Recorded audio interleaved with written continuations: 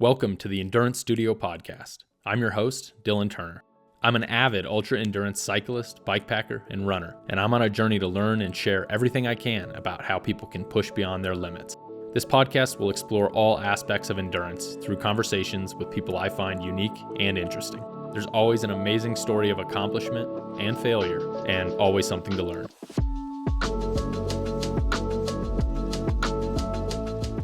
I run this podcast from an off-grid mobile studio I've created so I can travel to the guests and have authentic, in-person conversations because I believe in the importance and power of face-to-face conversations. Thank you for watching and listening.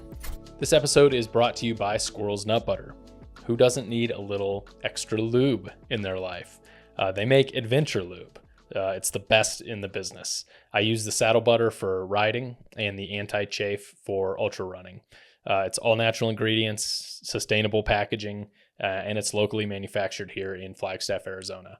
And go check out episode number 4 with Chris Thornley. He's the owner and operator of Squirrel's Nut Butter. He's an amazing human, and he's got some really great stories on that podcast. So check him out. You can use my unique promo code, Endurance15, for 15% off any of their products online at squirrelsnutbutter.com, or you can click the link in the description and it will automatically be applied to your shopping cart. So please use that code. Go buy from them. Let them know that their support of this podcast is paying off for them, and spread that lube love. squirrelsnutbutter.com. This episode is brought to you by Embark Good Energy. If y'all have been following me for a while, you'll know that I have a thing for maple syrup, and I'm stoked to announce that I am now an ambassador for Embark Good Energy. They hail from the woods of Wisconsin's driftless region, and they make amazing organic maple syrup. So I love adding this, what I call rocket fuel, into my bikepacking race mix. There's 3 flavors: salted maple energy, coffee maple energy with 72 milligrams of green tea caffeine, that's my favorite, and elderberry, which can be taken straight up or mixed with water. One 3 fluid ounce pouch has a lab verified 320 calories and 80 grams of carbs. And it's not that garbage maple syrup with high fructose corn syrup. This is 100% organic, great tasting maple syrup. You can use directly from the pack for quick energy, mix it with water for a hydration aid, or use it in camp cooking and even cocktail mixes. They're convenient resealable pouches, so you can have multiple uses while consuming it and avoid sticky messes. So use my unique promo code to get 20% off today. The code is EMBARK20, EMBARK20, for any products online at embarkmaple.com. Today's guest is a documentary filmmaker, relentless bikepack racer, and an all-around incredible, thoughtful, amazing human. I had the opportunity to get to know him better on the last couple days of the Colorado Trail Race as we pushed our bikes through the night together for endless miles. He's had a year finishing difficult races, including the Arizona Trail 300, the Grand Loop, Colorado Trail Race, and just recently a win on his own event called Escape LA. I was fortunate enough to give the route a go, and trust me, it did not disappoint. And we spent most of this episode debriefing from both of our adventures. His documentary film called Hidden in Plain Sight is currently making the film festival tours and will be available to the public soon. So please follow it on Instagram at Hidden in Plain Sight Doc for updates on how to watch and support. I'd like to welcome to the podcast today my friend, Gregg Dunham. Showing those cuts off, man. I didn't expect that. All right, Gregg, congratulations. Yeah. Dude. Incredible effort. Oh, yeah. It's a hard one. That route was just like totally unexpected. Yeah. Like, yeah. The way I've been describing it thus far has been, because I've had a few people ask me, like, would you do it again? How was it? No. Well, so after CTR, I was like, I don't think I want to do that again. Right. I was kind of like, and not because of difficulty, but I don't know. So with this one, it was just like so unexpected. Like we rode a bit the first day together. Yeah. And for, I don't know, the first 60 miles or so, or A something. lot, yeah, a good amount. And all of backbone. It was just like the amount of gravel roads that just go on forever and ever, and there's no people. Yeah. It kept blowing my mind. Yeah. And then the amount of single track, like interspersed. I'm pretty sure I saw over the whole event less people than like in 3 days than like maybe one holiday weekend in Sedona. For sure. Which was completely unexpected. I thought I was coming into like the urban jungle, gonna be people everywhere, vehicles everywhere, constantly having to watch my back. Right. But Right. so like amazing route design. Yeah. I mean, Snake. yeah, whoever he is. Yeah. That's really the reason why this idea sparked in my head. I came here from Texas, from North Texas, 11 years ago, maybe more at this point. And I just fell in love with the area, really. You know, I hated LA when I would come here to work. Like, I was like, oh man, LA just, because, you know, when you go work in LA, you just kind of like, it's super crowded, and I'm not really a big city guy. I didn't hate LA, but it's not like I envisioned myself living here. And so when I had a work opportunity, it brought me out to the outskirts, the suburbs. And then I started like seeing the outskirts of LA, and I'm like, oh my gosh, this is an amazing area. And when I moved here and started riding here, that's what really opened my eyes, because then you realize this is an amazing paradise for outdoors, cycling, recreation, you name it, hiking, right out your back door. Boom. You know, you have canyons and open space. And I think we crossed on the route. You cross, I can't even, I counted them at one point. I think it's like around 20 different organizational areas that we cross, from federal to state to local, you know, regional little park systems that we cross, which is complicated, right? From a closure standpoint, which we got to experience this year from the red flag winds and all that. But yeah, anyway, that's what's so amazing about this route. You're in Santa Monica, where you're just like one of the flies buzzing around you, you know, of all these people and tourists all around. And then within, I mean, it only takes 20 minutes of climbing, you know, a dirt climb, and then all of a sudden you didn't see anyone for hours, right? Like, we're just in the middle of nowhere. And that blows my mind. It still blows my mind today. And not having vehicles on those gravel roads it is so great. It was such a game changer. Because, look, in Arizona, we have like lots of mountainous gravel roads like that, but they're all full of washboards, and they're all full of side-by-sides. Just zipping down. And I've all been full out of, there. yeah, people driving way too fast, and you're always constantly, it kind of ruins the experience a little bit of like the, you know, the majesty of the mountains around you. And here it was like, I didn't have to worry about any of that. The gravel was perfect. And I was just shocked at how much vert there was too. Like, you see it on paper, and I knew there was a lot of vert, but it was just like, okay, we're going to go up into these giant mountains for like hours, and then down, really sweet single track. And then we're going to be at kind of like a resupply spot or a pass through or whatever. Right. And there was enough hike a bike to definitely make it like kind of like curse your name a little bit, or Snake's name a little bit. Oh yeah. You and Jason. I was cursing Jason because he did that. He did the San Gabriel section. Oh. Yeah. And then there was some stuff that was like really exposed.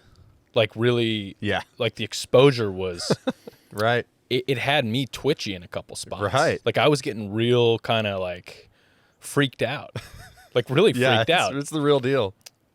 Specifically that bit, I don't know in the mileage. You're gonna have to help me with a lot of this, like the areas and stuff. Before, let's see, it was like Josephine climb.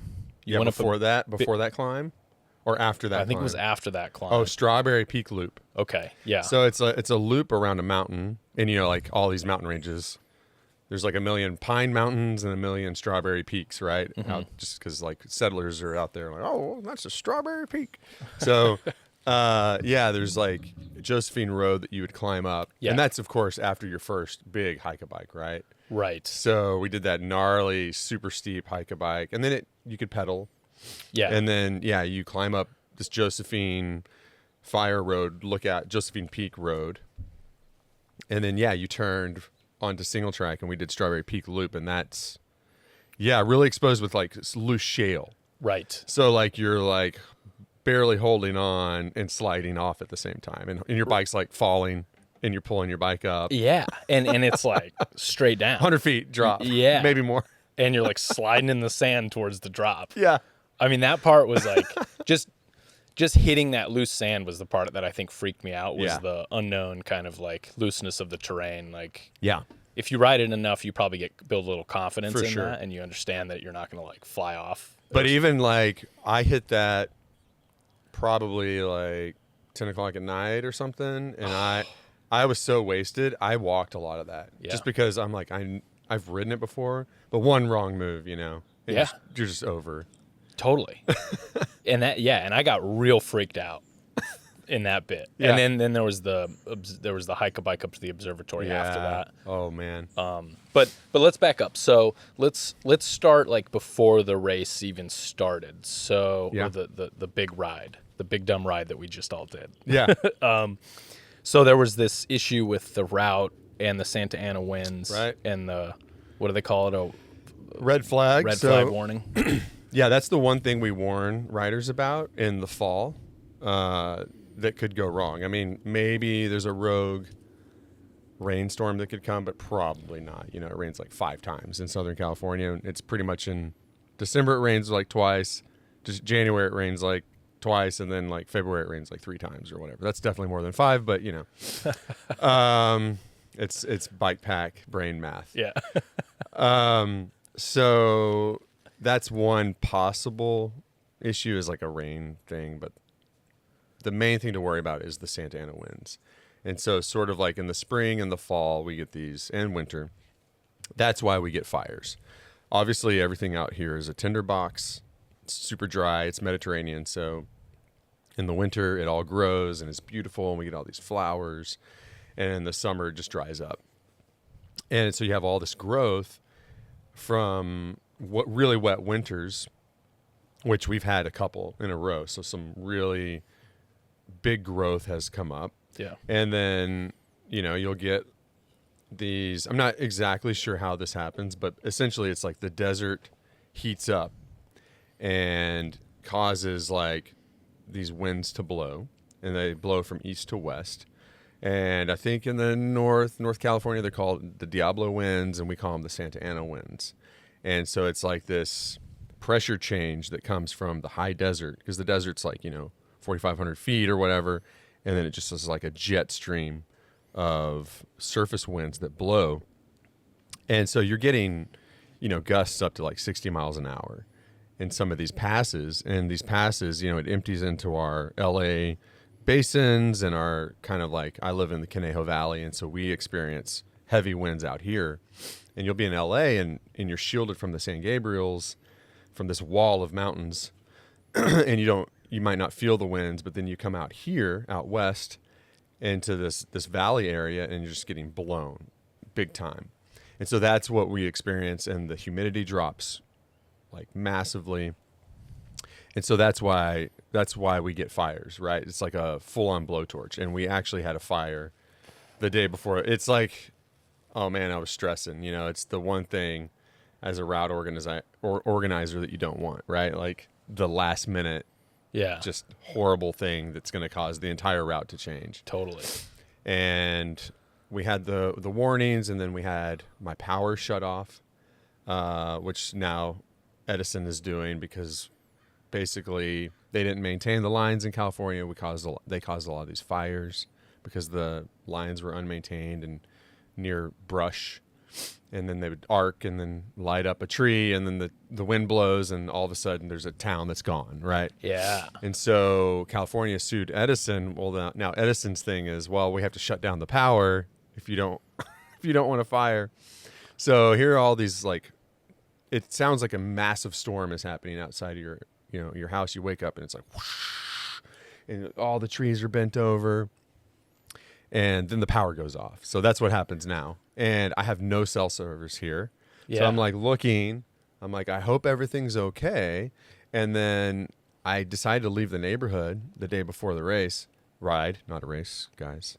Snake would get mad at me. Before the ride.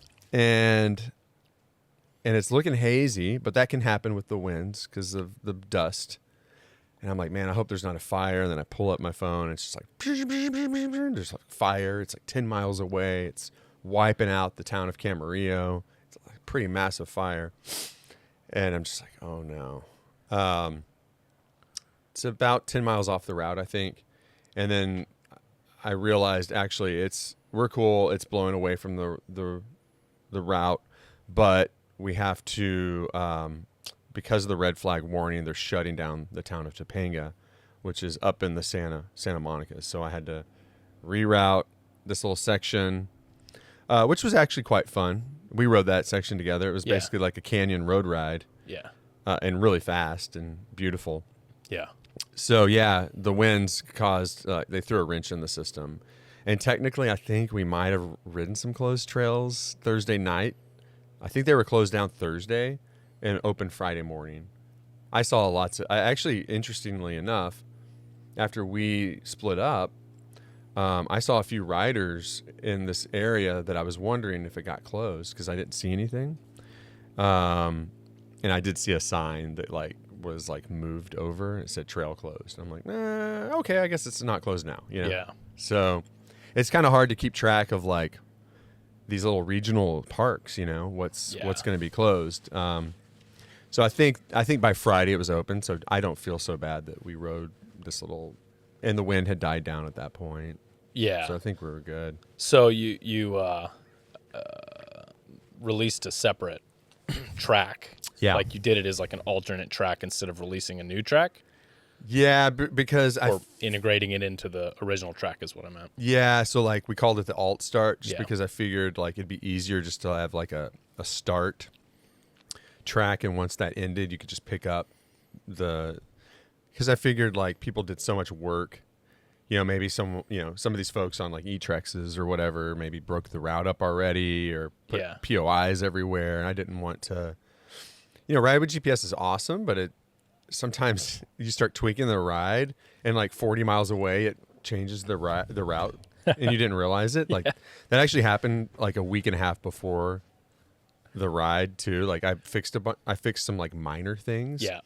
And then Jason was looking over and he's like, hey, it's doing this weird thing through Simi Valley, and it was routing around all of the resupply that I put us purposefully through in Simi Valley. Yeah. So it just does weird things sometimes. So that's why I was like, the easiest thing is just say, here's the alternate start. Yeah. Start with this and then load the file after mile 30 or something like that. Yeah, it's such an interesting, being a co-race director as well. Just dealing with those little things, how are you going to make it so that it has the least amount of impact on people's different planning processes? I think now, though, it's pretty cool now because all the new Garmin's and Wahoos and everything. Yeah. They sync fine, it seems to be. So, the only thing my Garmin won't do is you could pin stuff and ride with GPS, and then it'll show up on your Garmin.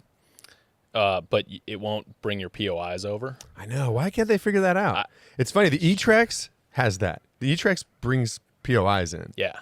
And that thing's 20 years old. Yeah.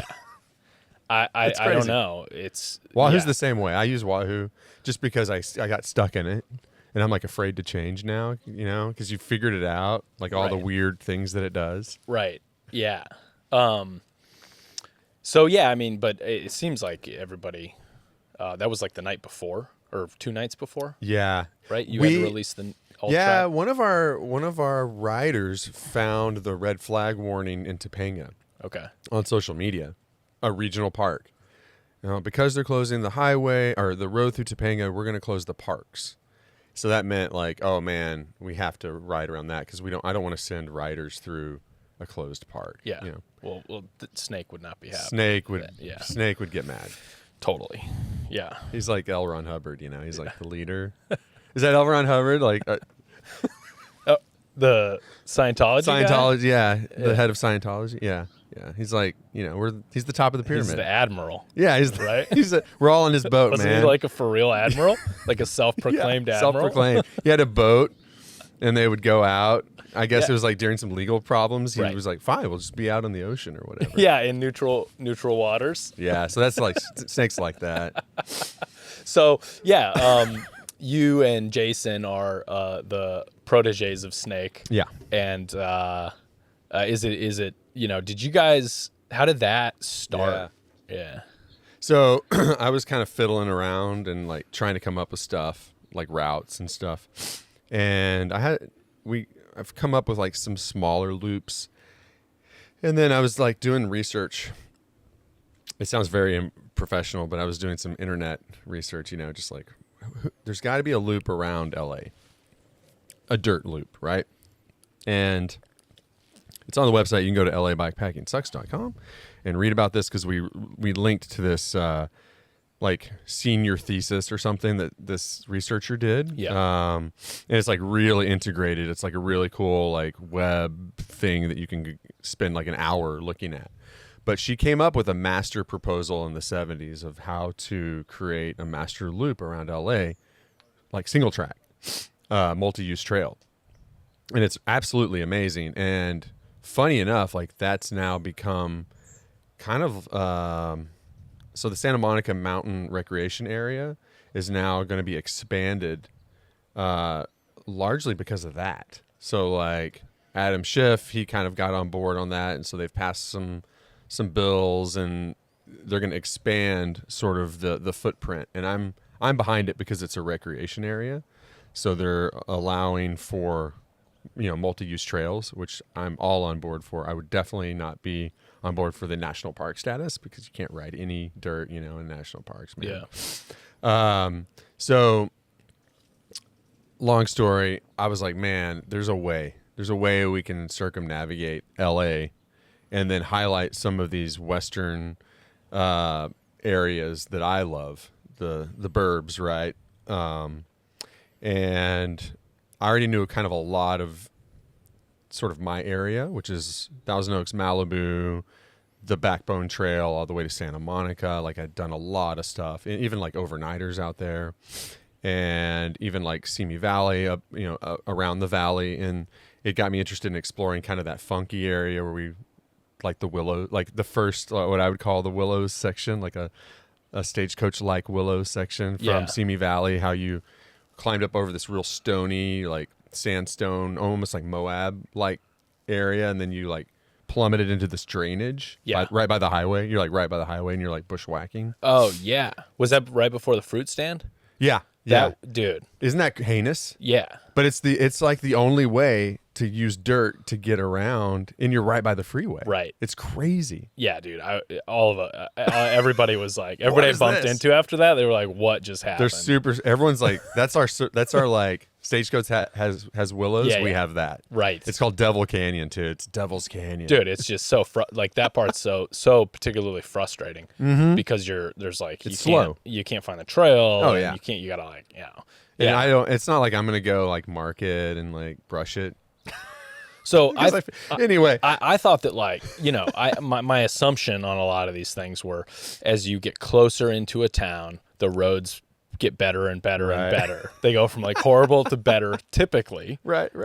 Yeah. And it was the opposite of that. It just got worse the closer I got. It's like they're like some of these are just unused trails, really. It was very, you know what I mean? Why would you, if you had a bike, you would ride the canyon road, the beautiful like roady canyon. Yeah. But our ethic. So getting back to answer your question about like me and Jason. Yeah. So I met Jason, I think 2021, I raced Stagecoach. And that year I was like, I want to win. So I'd like done all this training, and that's how I met Tim Tate. So Tim and I came in first that year together. Crazy story. And we forged like a trauma bond friendship, finishing Stagecoach together, no sleep. Yeah.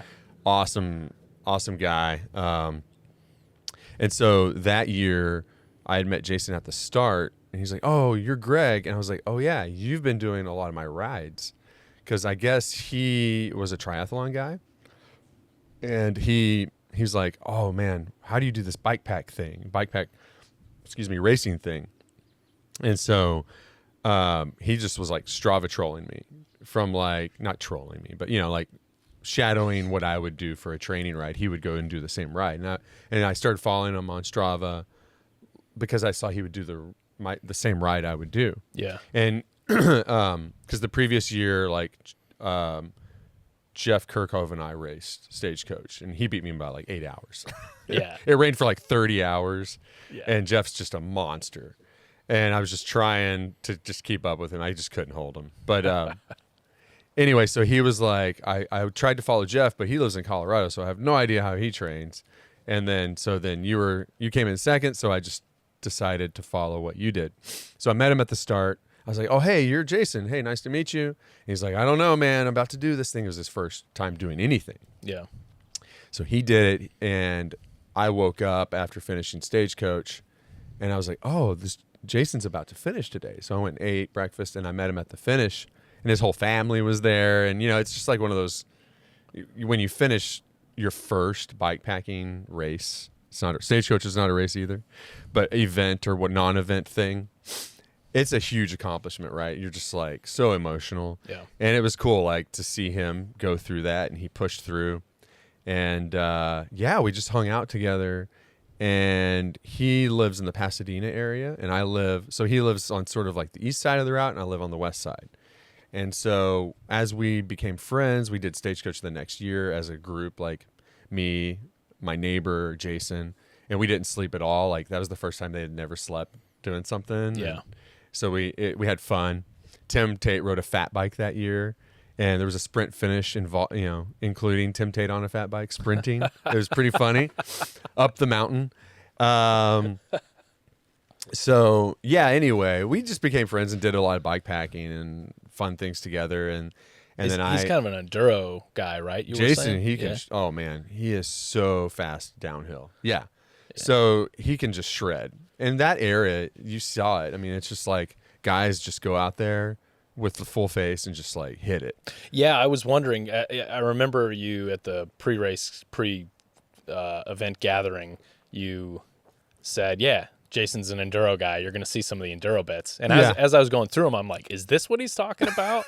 So which sections were you referring to? So specifically, like the front country of the San Gabriels, where it's like the Sunset Trail and some of that stuff where you're just like I mean, I walked a lot of that. I'm just like, forget that, man. Yeah, Sunset. There's no way. So good. It was so much fun. Yeah. Dude, I came over in the maybe 8 p.m. Oh yeah. And it was just the city and the lights and like the sunset. Yeah, it's a sunset. Oh, it's just so the overlooking the right city. There. Yeah, I was feeling like really good at that point. I had dropped Jamie. Nice. In that. Yeah. Because he was on a hardtail, and I had the perfect bike. You had a full suspension bike too. But I'll tell you, my fork stopped working. Yeah. We can talk about that. Yeah. Oh, the hands. So you're the second person that happened to. That also happened to Spencer. Oh. Spencer was on like an old Soma 2x with some kind of old like Reba or something, RockShox Reba, and his fork seized at like mile 200 or something. Oof. So he did all that gnarly stuff with a seized fork. Oh. Let's talk. What happened to you? So this happened to me on the Grand Loop. This happened to like a lot of riders on the Grand Loop. Our forks stopped working, and what we talked about at the finish, because at the Grand Loop, you finish in the town of Nucla, and you're just like sitting there, and we were like literally sitting on the porch for like days, like Andrew Strimke and Katie and Alexandra. We're all just like the group of like, I'm from Texas, so like it's like the group of old Texans. Like, what's that Hank Hill show? It's like, that's what I felt like. King of the Hill. Yeah, man. King of the Hill. Yeah, man. It's over there. So you're just BSing, sitting on the porch, and someone said something like, "Oh, my fork stopped working." I'm like, "Yeah, my fork." And I have like a really nice fork that I put on for Grand Loop. And I can't even remember the name. It's the Sid. Oh yeah, Sid. Yeah. Like the top end Sid. Okay. And it just like, I felt like it was only like a third of it was working. Okay. And it turns out, I guess, I forget who said it, but they were like, oh, I think it's just all the dust and grime in the seals and then the oil. They were like, maybe just turn your bike upside down next time. So I actually did that. So I weight weenied everything on this just because the idea that going into this is like, this is the fourth thing I'm going to do this year. And I'm like, I kind of forgot about Escape LA, honestly, because in my mind, I'm like, AZT 300. My goals this year, AZT 300, ITT, Grand Loop, come back for vengeance, because Grand Loop last year, no one finished. So this year I wanted to finish under, I forget what it was, under 3 days. I wanted to finish, which is like a hard thing to do. Andrew Strimke made it look easy. Of course. I forget how, I feel like he finished like 12 hours ahead of me. And like I was 6th place, and so like people just streamed in, like, dude's so fast. Okay, and then CTR, right? So 3 like mammoth events. I called it the chunky triple crown or something, the mini chunky triple crown or something, right? Like so much. And then I'm like, oh crap, my event is happening. Yeah. So Escape LA. So I wanted like to weight weenie everything, because you felt my rig in CTR. You were like, dude, this is heavy. Yeah. But like I built a hardtail tie with like 4 piston, like Hope beefy brakes that you can just like a feather. And I should have put those on this bike because my hands are toast. And then I had the Sid fork, for all these. And I was just like, it was all about comfort over those long, and I wasn't risking anything on any of those. Like the 300 I'd never done before, so I didn't like risk anything. The Grand Loop, I was a little risky on my sleep kit, but still not super risky. Like, wanting to like point the very pointy end. Yeah. Do what it takes, right? And then CTR, it was all about survival. Like I wasn't trying to do anything flashy on the CTR, man. I just wanted to get that thing done. Yeah. That kept repeating in my head, by the way, on this. Yeah. Being like, this is a matter of survival now. It's just about finishing on CTR. Oh, man. Because we spent a lot of time together on CTR. Yeah. That was, towards the end. That end was amazing. Yeah. And then, so what I wanted to do is like, this is my hometown. I know all these trails. So I just wanted to go for it and just honestly get it done. I didn't want to be out there any longer. And so I just like trimmed all the weight off of my trail bike, put all the carbon stuff on it, and put the Sid on it. And I'm just not sold on the Sid, man. It's made for like a cross country race and then service it, and then do a cross country race and then service it. Yeah. The weird thing is, for like weeks leading up, I want to talk about recovery too, but like I was not training for Escape LA because I was just like living on the fumes of CTR. But I was riding. It's not like I wasn't riding. I live here. I ride every day. But all the gear felt great. But then like, when you add it up, it's 10 miles one day, 20 miles another day. After a week, you're only putting how many miles on your bike? Mm-hmm. And then you hose it off like maybe once a week. I mean, I'm not really good about that, but I'll hose it off, blow, get my air compressor and dry it and clean the drivetrain, and then ride it another, 100 miles the next week. So then when you go and do something like this, I mean, they don't make equipment. They're not, I don't know. I don't think you should run ultralight equipment on bikepacking events. Or if you do, just be prepared for the consequences. And my consequence was that fork just stopped working. So after Strawberry, I got to that water spigot, and I just like turned the bike upside down, hosed it off, the stanchions, and it worked a little bit better. Yeah. But man, it was probably the same. It was for 200 something. It just didn't feel right. Going down Condor, it felt like a rigid fork, and I kept like, is it locked out? Like, what is happening? Yeah. And I was just putting all the weight on the rear end, Like I was literally like kind of like slow riding, sitting back Yeah. like this, you know, because my core was getting abused by like trying to hammer. Yeah. So I was kind of like riding all the trails like I felt like on a motorcycle or something, you know. So when this happened on after the Grand Loop, Yeah. was it all the same? Was it all RockShox? Yeah, I will say, man, I have to say, like, I have a Fox 34, and I feel like I could throw that thing in a creek for a week, pick it up, and put it back on the bike, and it'd be fine. Yeah, I'm pretty brand loyal to Fox. Yeah, I mean, it's just been so good to me over the years. Yeah, you know, yeah. It's just like put it through so much crap, and I service it.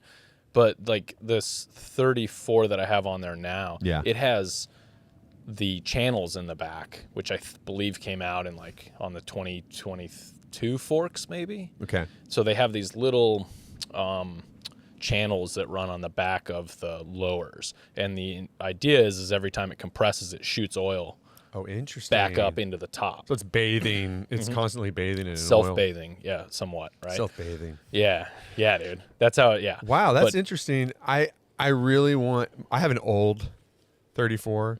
I really want to look at getting, like, I don't know if it'd be worth getting a Stepcast 34. Like, if I'm just like, again, trying to achieve like the thing that can't be done, like ultralight and durable. Like, you know what I mean? Like, I think the ideal fork for this route would have been, and probably CTR would have been, a 34 130 travel, like the non-step cast, like just a little bit heavier, but like that 10 millimeters, I think, dude, would be just a little more fun, because I do feel like some of that, you know, when I was 200 miles in, I was feeling like my fork wasn't as squishy, but I think a lot of that was just like my arm fatigue and my hand fatigue. Oh, yeah. And you know, if you go go right now and try to do your fork, even if it's in normal service operation, everything feels 10 times harder. Oh, yeah. Just because your arms are so fatigued and swollen and everything sure. in your hands. So I think that's what that was. I'm sure the fork is fine. But you know, I haven't serviced that thing between. I think I serviced it before CTR. Yeah. I did kind of like real comprehensive like servicing on things that I could do. Do you do that yourself? Yeah, on the oil change. Yeah. I don't do any of that. I'm just like, it stresses me out. The forks can be stressful, Yeah. but it's just like anything. Once you get into the routine and have the tools and everything, and you get a process, it's really pretty easy. It's almost like therapeutic. Nice. Yeah. You know, because you can really, and I've had some bad like mechanical things over the years where people forgot. There was a guy one time that when I was in high school, he forgot to tighten my lug nuts on my 4Runner, and I had a tire come off going down the. You were one of those guys? Like you're driving, you see your tire? So I was driving my 4Runner like, I don't know, 40, 50 miles per hour down this side road, and I just feel the car drop on one side, and then I see the tire bouncing in front of me.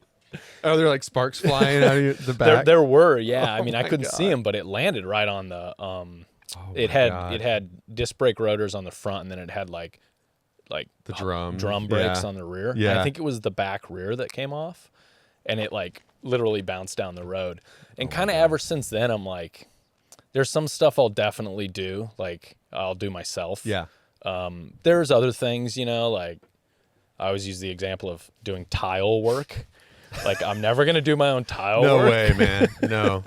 And my dad's a contractor, and so he like did all that stuff growing up, and he's very good at all that stuff. And I only picked up so many skills growing up, and there's some things I'm just not going to mess with, like complex concrete work or tile work or stuff that like takes years of like finesse, and you can tell tell like a really bad job. Yep. But there are other so like when you translate that to bikes, like I'm on a fork, I'm not going to service a rear shock. There's just too many little pieces and O-rings and lock rings and all this like little stuff. On a front fork, the damper I'm never going to service because it's the same situation. Yeah.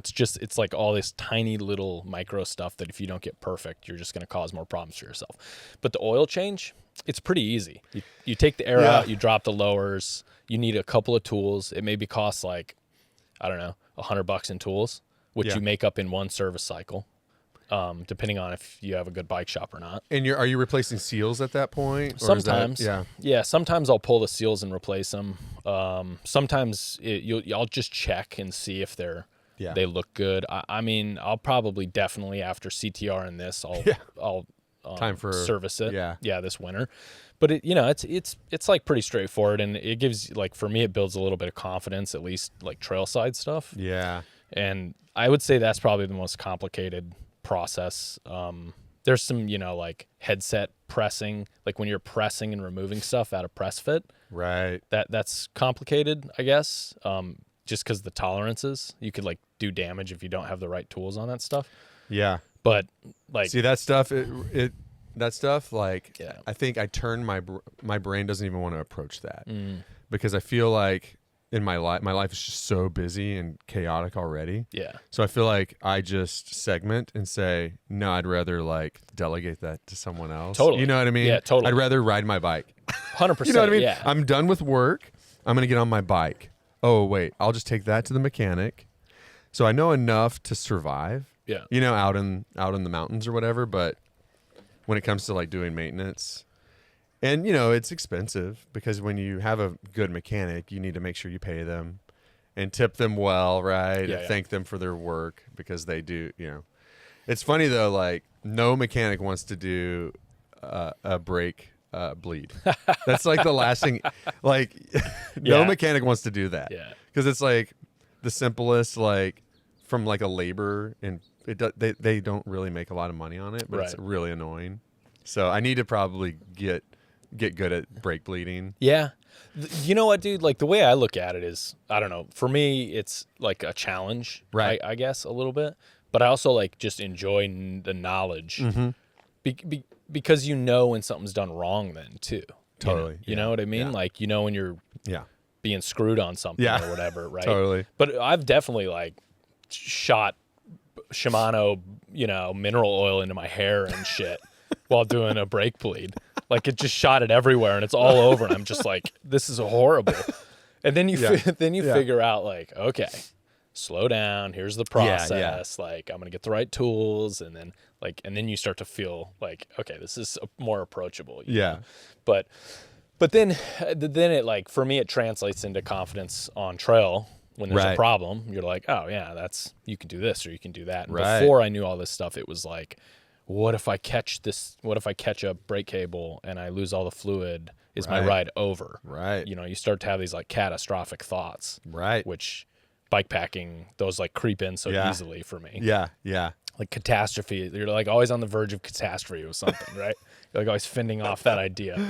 Yeah. When I think like the best, the most successful bikepackers are the ones who like catastrophe just like bounces right off them. They're just like, well, we'll just figure it out when it's a problem, and then we'll whatever zip tie tire lever to my brake lever. Right. Because I broke the brake lever off, or like Andy Winsel like putting a fork from Payson on the Arizona Trail 800. He like electrical taped like a plastic fork as a brake lever. Whoa. That's smart. Yeah. Yeah. Just like the innovation, Yeah. So the creativity, I think. Right. But for me, I get kind of like, I don't know. I had one issue. Let's see. I didn't have a mechanical, but I did go off course, like in a really bad, stupid spot. So I'm trying to remember where it was.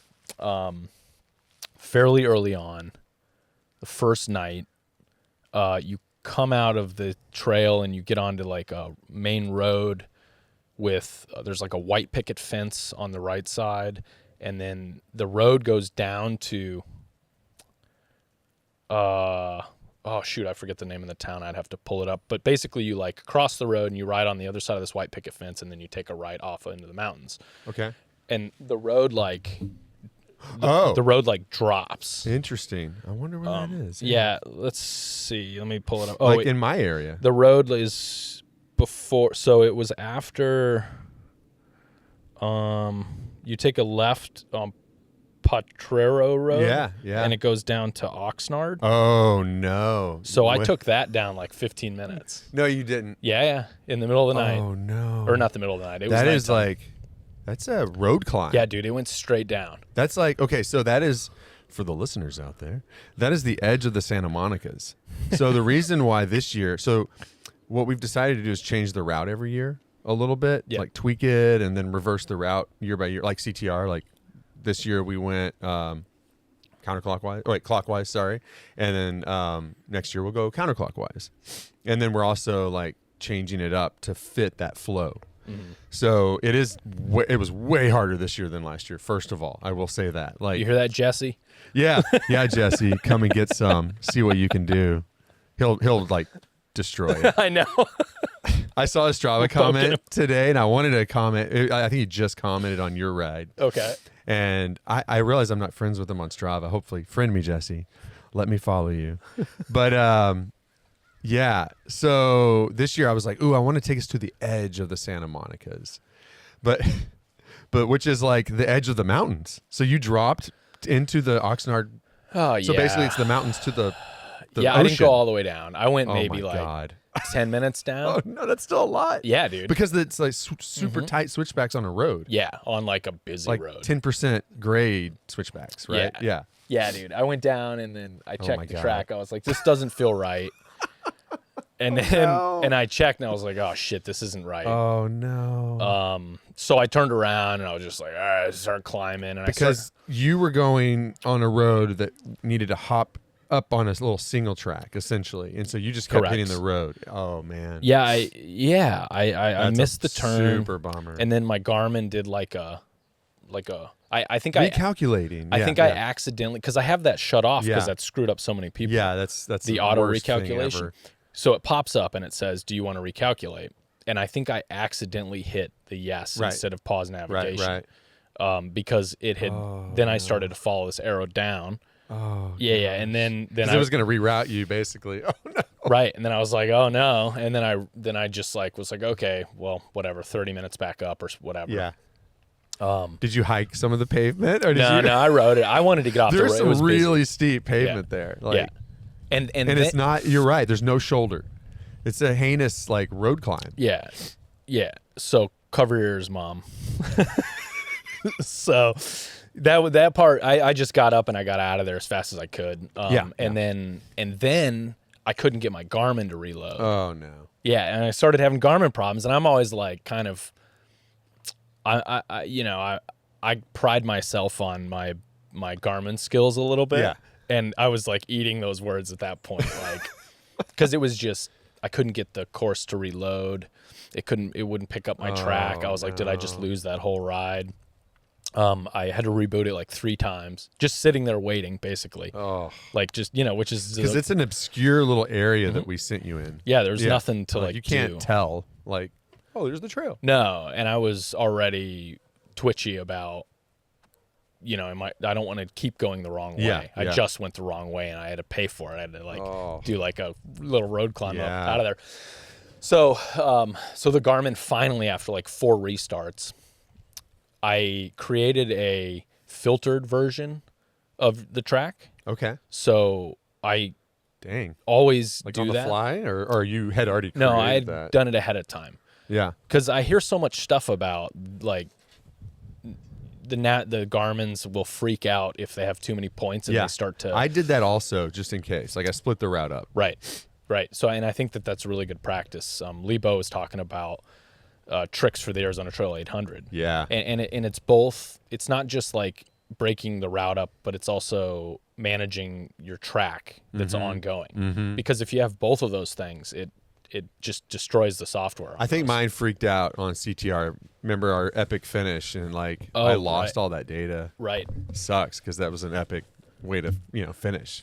Right. But I think it just like I was trying to like do too much on a Wahoo. Right. They're not made for this. Right. And we talked a little bit about this on that first day. Like these devices and all the gear and all the everything.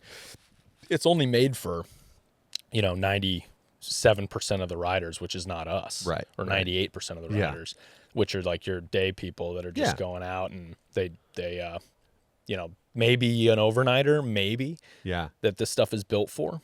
And we're, putting like crazy long routes on it and basically making the software freak out. Yeah. So anyway, I loaded up that track and I was, panicking that I thought I had lost my initial track, like that day's worth of riding, but I didn't lose it. It was fine. And then I loaded the filtered track up, and everything was good after that. Good, yeah. So I think it was a combo of Wow. yeah. So that was like, okay, I'm good. Reset. Like, I didn't lose everything. That could have been really bad. I could have gone all the way down that highway. Yeah. But there's that funny feeling you get, like, Oh yeah. occasionally, Like, where this doesn't seem isn't right. I was like, I don't think Gregg would have sent us down this. Yeah, this is not the flow. Yeah. That happened to me on CTR. I forget where, but I was just ripping down. I'm like, this is not right. It's like some dirt road, after a pass. And I'm just ripping down, and it turns out it's like you needed to do a sharp turn on a single track or something.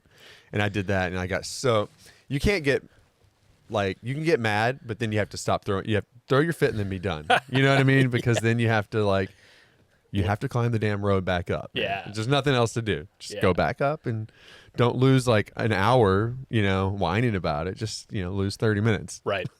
Yeah. So that you had pulled away from me at that point, and like before that point, you pulled away from me. You took off at the campsite. The campsite, yeah. Yeah, you were like, you'll catch up to me. And that was the last I saw you. Because I was thinking, like, if anything, you would catch up at dinner. But then there was the whole, I don't know if you got to all that food. Were they closed? Which food? So the first, like, McDonald's. So after mile 100 or so. So you hit, after that section that you missed, you ride, basically that rugged single track up this big mountain and then come down into like Newberry. Oh, yeah. And then I was planning on eating dinner at McDonald's, dude. Yeah. But the power was out. What? Yeah. Really? And they had just turned all the power back on. Oh, because of the same Edison because of the thing? wind. Oh, yeah. And the fire. Well, that was actually closer to the fire than anything. Okay. Yeah. So apparently they had power out for like 2 days, and they had just turned the power back on. And so McDonald's, everything was closed. Like, I zipped around, and I had like planned my food strategically. Again, it's like one of those, like, if you're gonna fly close to the sun, be prepared. Yeah, totally. So, but I was like prepared a little bit, but like, I was like, this is my hometown. I'm gonna go really freaking fast with just enough food, get McDonald's, go to the next thing, and I'm like, oh, it's all closed. Yeah. So luckily the gas station was open. So I was planning on meeting you. I assumed you would meet, catch up to me at McDonald's. Right. Where I had like a planned dinner stop. Right. But yeah, I hit the gas station and I just kept charging, because of what I did was I looked up and Brian, dude, that kid's so fast. Dude. He was like, it seemed like I could maybe catch up to him at that point. So, I kind of like turned the switch on at that point. Yeah. I drank like a tall boy Coke, which I didn't know they made like tall boy Cokes. So I'm like outside the gas station. Yeah. Like drinking my Coke, and I'm like, yeah. I think I even did something on Instagram, just like I looked all weird or whatever. Yeah. And I was like, it's a beautiful day out here. But like, I don't know. I just like turned on my alter ego, and I was like, let's crush this. Yeah. And, and of course I'm like in where I live. So I know these trails. Like, yeah. and No, so going down a I'm not going to turn the wrong way. I could minutes. I could just close my eyes and ride these. Right. So I basically was just trying to catch up to him. Yeah. You got really close. And what I did was I hit Simi Valley at 11 o'clock. And my plan was my low-key plan was to get a hotel room in Santa Clarita for like 2 hours. Yeah. That was my like plan. And then charge through the second night, no sleep. Because I'm old at this point. I'm master's level, I guess. I've just realized that this year, by the way. Yeah. So I've been doing these for 10 years. Yeah. And I just think like, oh, I'm still 35 and I'm just trying to get better. And I feel like I am getting better, but I'm also, oh, you know what? I'm getting older. Yeah. So it hits different. It does, man. It's like you kind of do need a little bit of recovery sleep on these, even a 300 mile. Like, you need something. Yeah.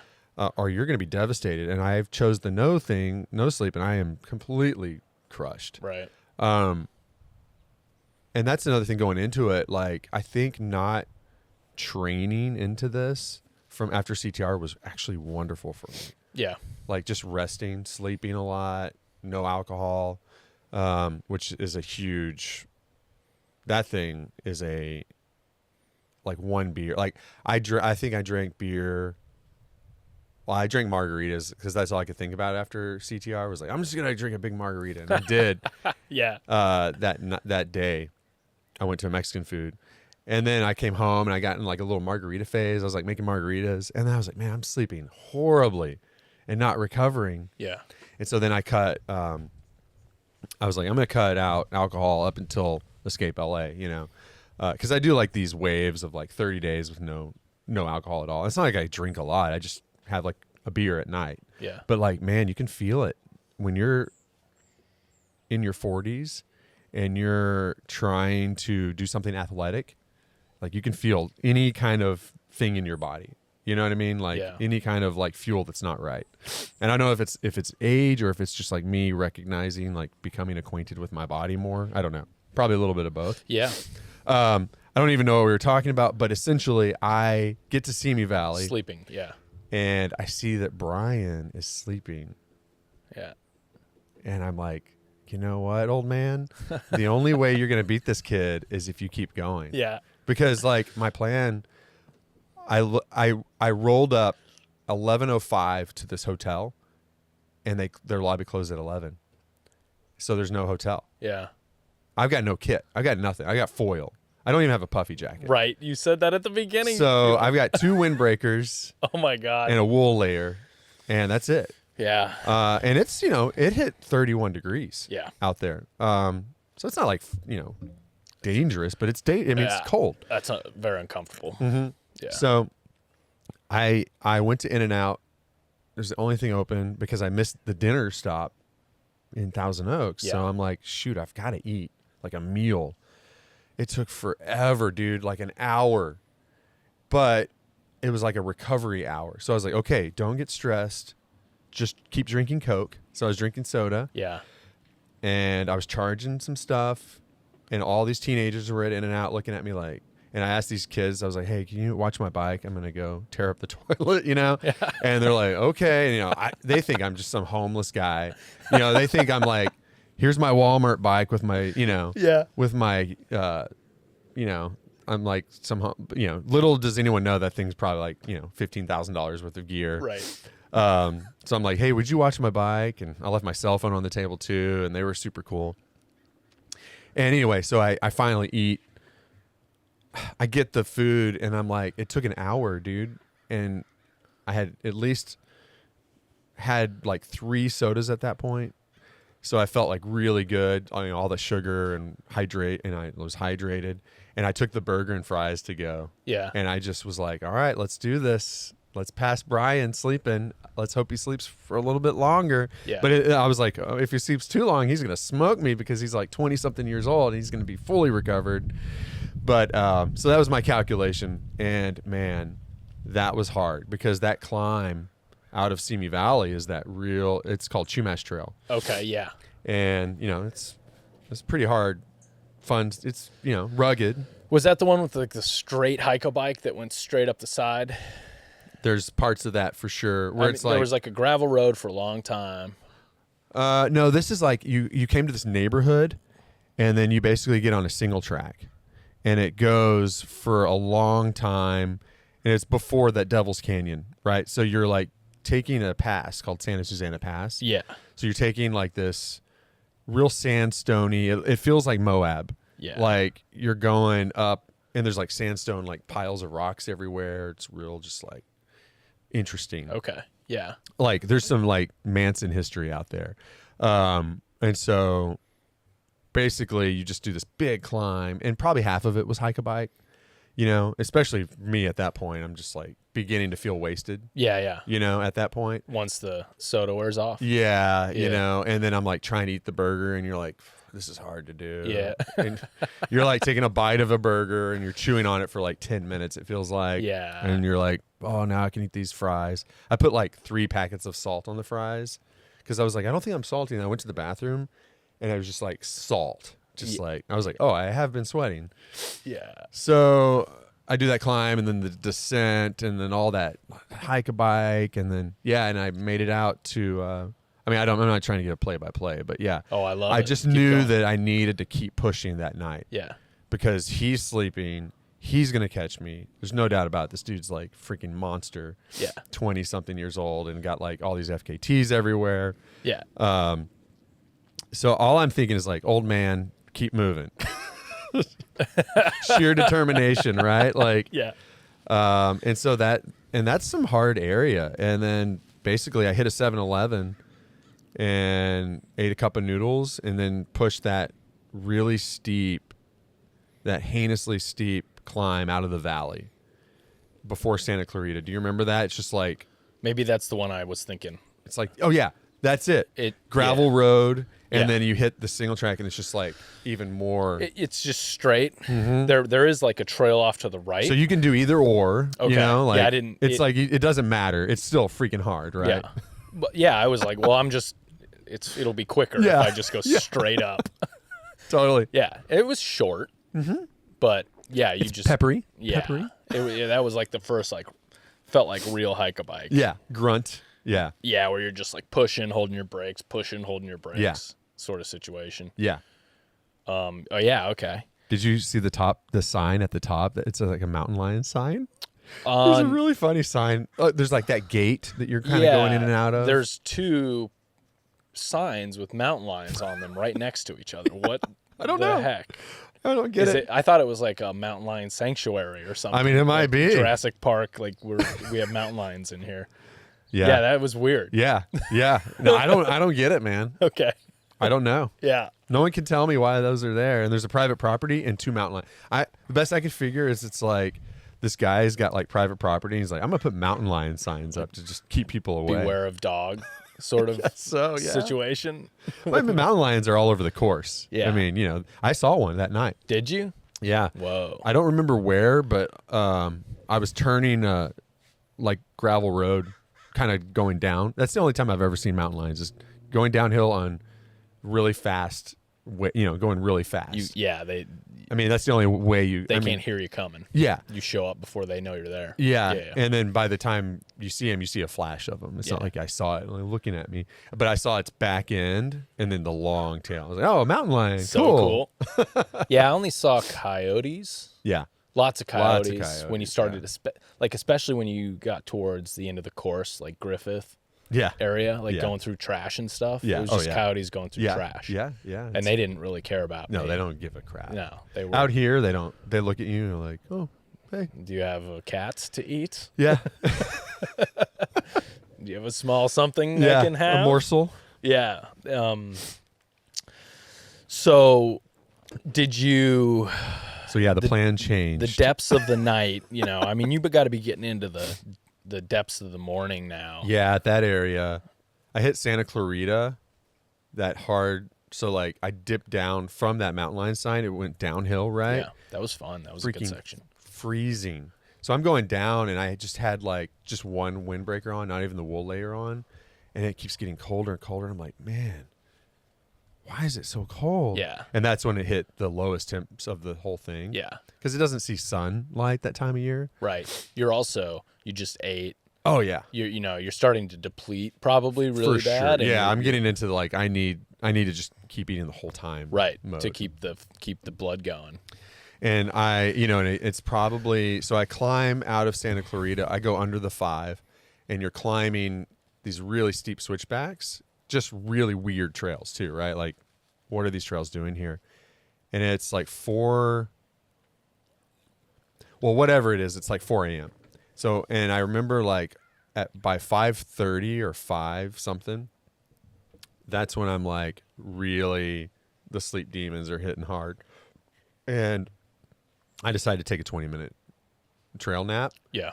And I had all my layers on, and I just huddled up in the fetal position on a switchback, and right where it felt warm. So I'm like, oh, it feels warm. Boom. And I just like, hey, Siri, set a 20-minute timer. Yeah. And which you remember from CTR. It's like you just do it where you can. Like, oh, it feels warm right here. I'm not even going to bust out the foil because I'm not planning on being here long. Mm-hmm. And I just got in the fetal position and it felt warm, because I'm like full on like that. And so this was all warm, but my toes, I can't really feel my feet, but they started to feel cold. I can feel less when it gets cold. So like, I was like, okay, things are freezing now. So I woke up before the 20-minute timer and just started hiking. And then the sun was rising. And once the sun rose, I was fine. It's so weird how that happens. Yeah. Like the sun turns on and then you're back. You're like, oh, I'm alive now. Yeah. And I had these little coffee chews, 100 milligrams of caffeine. Yeah. It's like dehydrated coffee, essentially. So I was just popping those. And I was like, I'm all caffeinated. Those worked well. Yeah. Stomach, I had indigestion big time, like acid reflux. Yeah. Is that normal? It's becoming normal because I don't eat junk food. Yeah. And so you're eating like, gummy bears and Snicker bars. And it's just like your body does not, it needs it, but like it doesn't want it. Right. Yeah. You know what I mean? It's fuel. But like, so I was getting indigestion. And the second night I tapped into my like medical kit and I had done more work for other people on the route, right, than me preparing my kit. So I like dove into my medical kit and realized I only had like one Pepto tablet. Oh. So I had that the second night when the acid reflux got bad. Yeah. And I think it might have been those coffee because it's just so concentrated. Yeah. Caffeine in my stomach, like the caffeine pills, does that. Like my stomach doesn't like caffeine pills. Really? Yeah. But yeah, anyway. It turned on the second day and Did Brian catch back up to you ever? no. Before he had to sheared. He sheared his hub. What does that mean? So he like I think he met me at the end. Okay.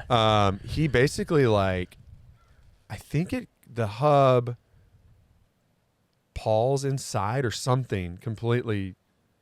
So he only had when like your axle breaks and you only have like the middle gears. Yeah. So I think that's what happened with his hub. Like he didn't have his lower and higher gear.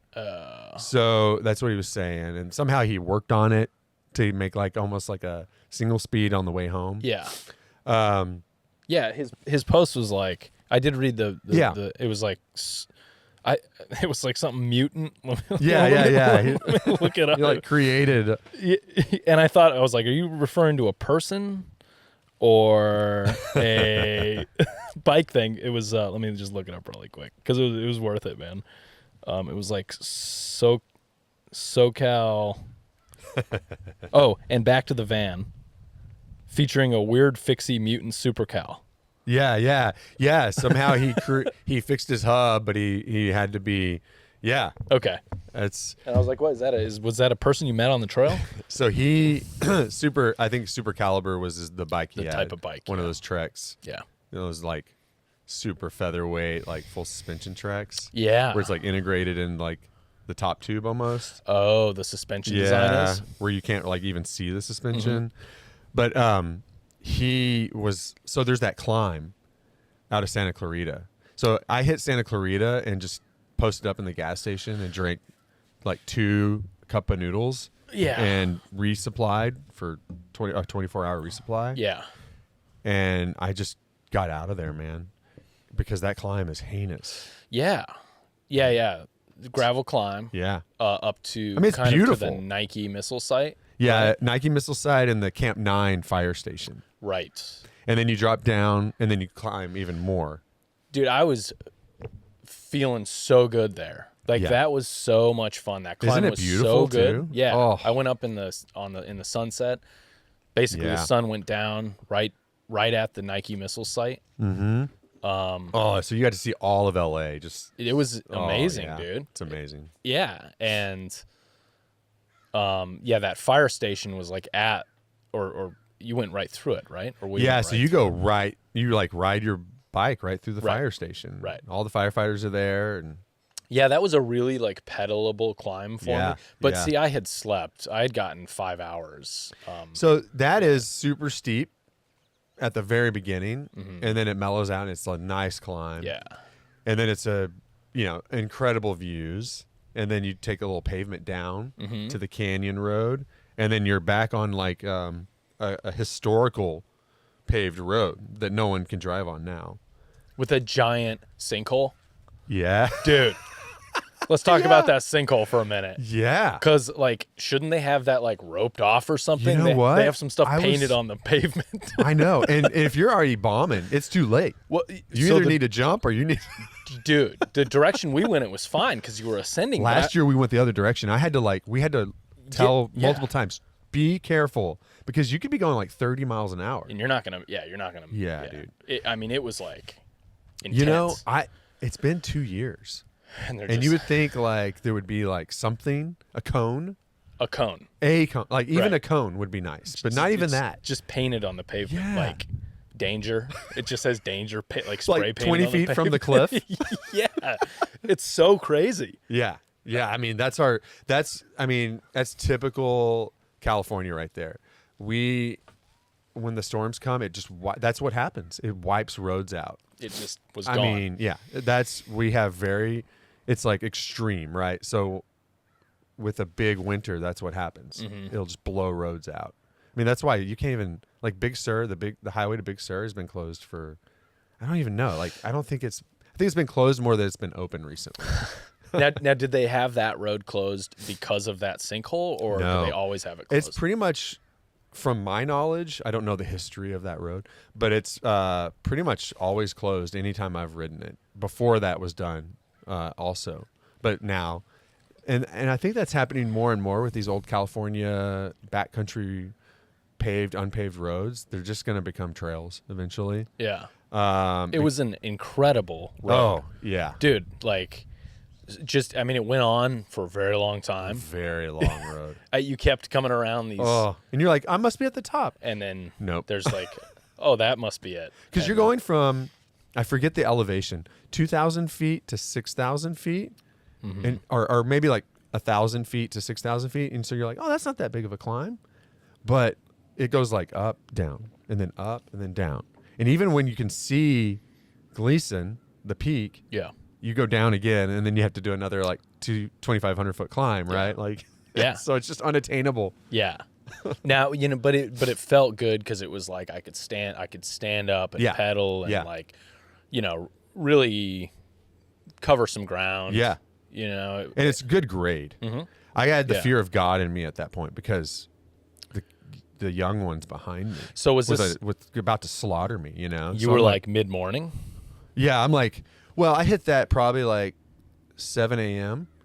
Okay. The start of it. Yeah. And, dude, I didn't get to the top of Condor until 3 p.m. That's how long that climb takes. Yeah. And I only stopped for maybe 10 minutes at where that guy lives, at that day use spot where the Pacific Crest Trail comes out, picnic table, the water cache. Yeah. And I stopped there for like 10 minutes in the sun and just like put my feet up on the table and baked in the sun for a bit, and then hit that forced toilet and then kept going because I knew that kid. You don't have cell service, so all I knew was like, oh my God, he's coming for me. Yeah, and you were really in it, man. You were really into. I just turned the switch on. Put the young man. That was my only, like that's the only course of action I could take. Yeah. Just don't stop. Don't stop moving. Yeah, because he's going to incrementally catch up to you. He's going to catch me. You're so fast at resupply.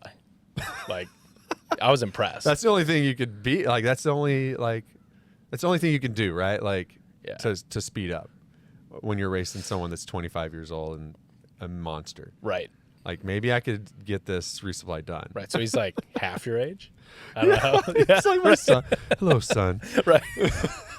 I don't know. Actually, I don't know how old he is. We could look on track leaders. I think he's like. I looked at his website last night. I think he's like 26. Yeah, and he's bad. He's a badass. No, he's like 22. I think. Oh my God. 22 or 23. I have a 21-year-old son. Yeah. Yeah. No, he's super. And at the start, he was scaring me. I was like, this kid's gonna be fast. Oh yeah. Because he's like, You could see it in his eyes. and I'm like, dude, we can, because I remember telling everyone neutral start, because I didn't want anyone trying to like sprint like through the urban craziness. And so then we get on the Sullivan, the big climb, and I'm like, all right, we can go now, whatever. And then I was expecting him to just be like, Choo! Well, we all caught a light. All but 2 people. Yeah. Him and some other guy. And we were like cheering. Yeah, we were like, Yeah. see ya. Because, he was chomping at the bit Dude. to get on with it. So that's my image, my mental image of him. Right. The whole time he's chasing me as like this kid, just like, oh. Yeah, I'm just like, ah. So I get to the top of Gleason, and then you kind of get to Condor, right? And I got there at the best time ever, 3:00 in the afternoon. So it's just, and this is when the most remote section of the route. I mean, there's nothing around, right? Yeah, except for scratchy bushes. But I mean, how amazing is that to feel like, I bet you weren't expecting it to feel that remote. No. Right? Like multiple times that happened, especially there. Yeah. Condor. You just look out and see mountains. Yes. You can't see LA at that point. So you're just like, whoa. Yeah. I just see layers of mountains. So I slept the second night at Lightning Point. Ooh, yeah. Which is just before above Condor. Yeah. So I did Condor at dawn, basically. Ooh. Hell yeah. That's a beautiful dawn. Yeah.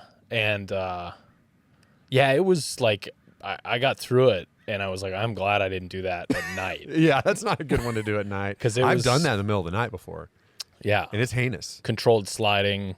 Yeah. Just kind of really you can hit your, I mean, it's basically like, don't hit your bar, kind of thing, because you're sheer face, 100-foot, 200-foot drop. Yeah. Wall. So on your left, there's a sheer face drop. On your right, there's a wall. Yeah. And so you're just like, don't hit anything. And don't mess stuff's up. just grabbing your bars. Yeah. Freaking bushes and slidey. Everything's like loose. Yeah. Yeah, man. Yeah, it was very remote feeling. It was very fun. Yeah. And unexpected. Yeah, so I got there and I had cell signal. So I looked up and he's like 10, 20 miles from me. Okay. And I'm like, oh man, he's coming. And that's the last I looked at my phone. And so I got down Condor on sunset. So 3 to basically 5. Probably 4. It didn't take that long. And then I got to Grizzly Flat in time to get water when there was still light, essentially. And I just, in my mind, he's chasing me still. So that whole night, second night, I just assumed the dude is like within a mile of me. And he had scratched.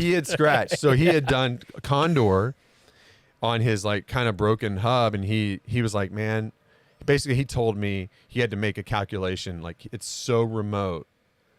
Does he want to risk it? Which I think he made the right decision, right? Like, you don't want to blow up a hub and be middle of nowhere. I mean, and it's cold, like real cold temps, and he didn't have anything either. Yeah. So I think he made the right decision for his safety. Yeah. Because as after that, he said he was looking at Trail Forks reviews, and he was like, I just looked at Trail Forks and it said, don't ever ride that trail. Grizzly Flat. So, that first hike-a-bike. He's like, and then I made my decision to not. So he took the highway down. Was Grizzly Flat to the observatory? So that's after Condor, you pass the highway a little bit, and then you plummet into the creek, and we crossed the creek like 5 times. Yeah. Do you remember that? Just like, where the heck is the trail? Yeah. And the thing is, I felt bad because I genuinely rode it this year, but it's already changed. So like my track was off of where the trail is. Oh. So I don't know if that got you, but like you're basically just following trail at that point. I'm trying to remember where it was. So it's after you did that big Condor downhill, you hit a creek, you needed water, and then you started this really steep loose hike-a-bike. Like really steep after you do like bushwhacking through creek. Yeah. And then it gets kind of like rideable at the last third. Yeah. Yeah, I'm trying to. It's called Grizzly Flat. Like it's not flat. This stuff, I know it's So, blurs and yeah, melts together. Well, I'm sure yours is totally melted together. Is this before? Wait, am I like? I think this is before like West Fork. This is all before all that. Before Strawberry. Condor Peak. Yeah, Condor Peak, and then come down, and you'll hit that highway. Uh-huh. And then after that highway, there's the day use. There's like a campsite. Big Tujunga. Yeah. Are we in the right spot here? Yeah. Big Tahunga. Big Tahunga. Bless you. Yeah. Okay. Okay. Yeah. So that's like that was the first heinous hike-a-bike. Yes. And so, like, I guess that's where he bailed out to the city, and I just kept I'm like hiking as fast as I can. Yeah. You know what I mean? So would you have done if you knew he had scratched? Like, yeah, that's a good question. would that have changed It your might urgency? have. You know what? I don't know. It might have. It's easy to say no. Yeah. And sound cool, but it all changes. But I purposefully, well, at the top of Condor, I knew that that's my last cell signal for a long time. Yeah. And I purposefully, even at one of the after Strawberry, you hit Red Box, which there's like a water fountain there, like stony water fountain. Yeah. And pit toilets. I knew I could get cell signal if I walked over somewhere, and I was like, don't look, because I kind of wanted that urgency. You know, I needed something to keep pushing me through the second night. So that's I mean, like, I kind of knew, like, I didn't want to know. And I wanted something to I wanted the monster to be chasing me. You know what I mean? Like, so this fictionalized, amazing, like, nice dude, I turned him into, like, the monster. Yep. You know, in my mind. Yeah. And so that whole night, dude, I have these glasses I wear now for eye protection.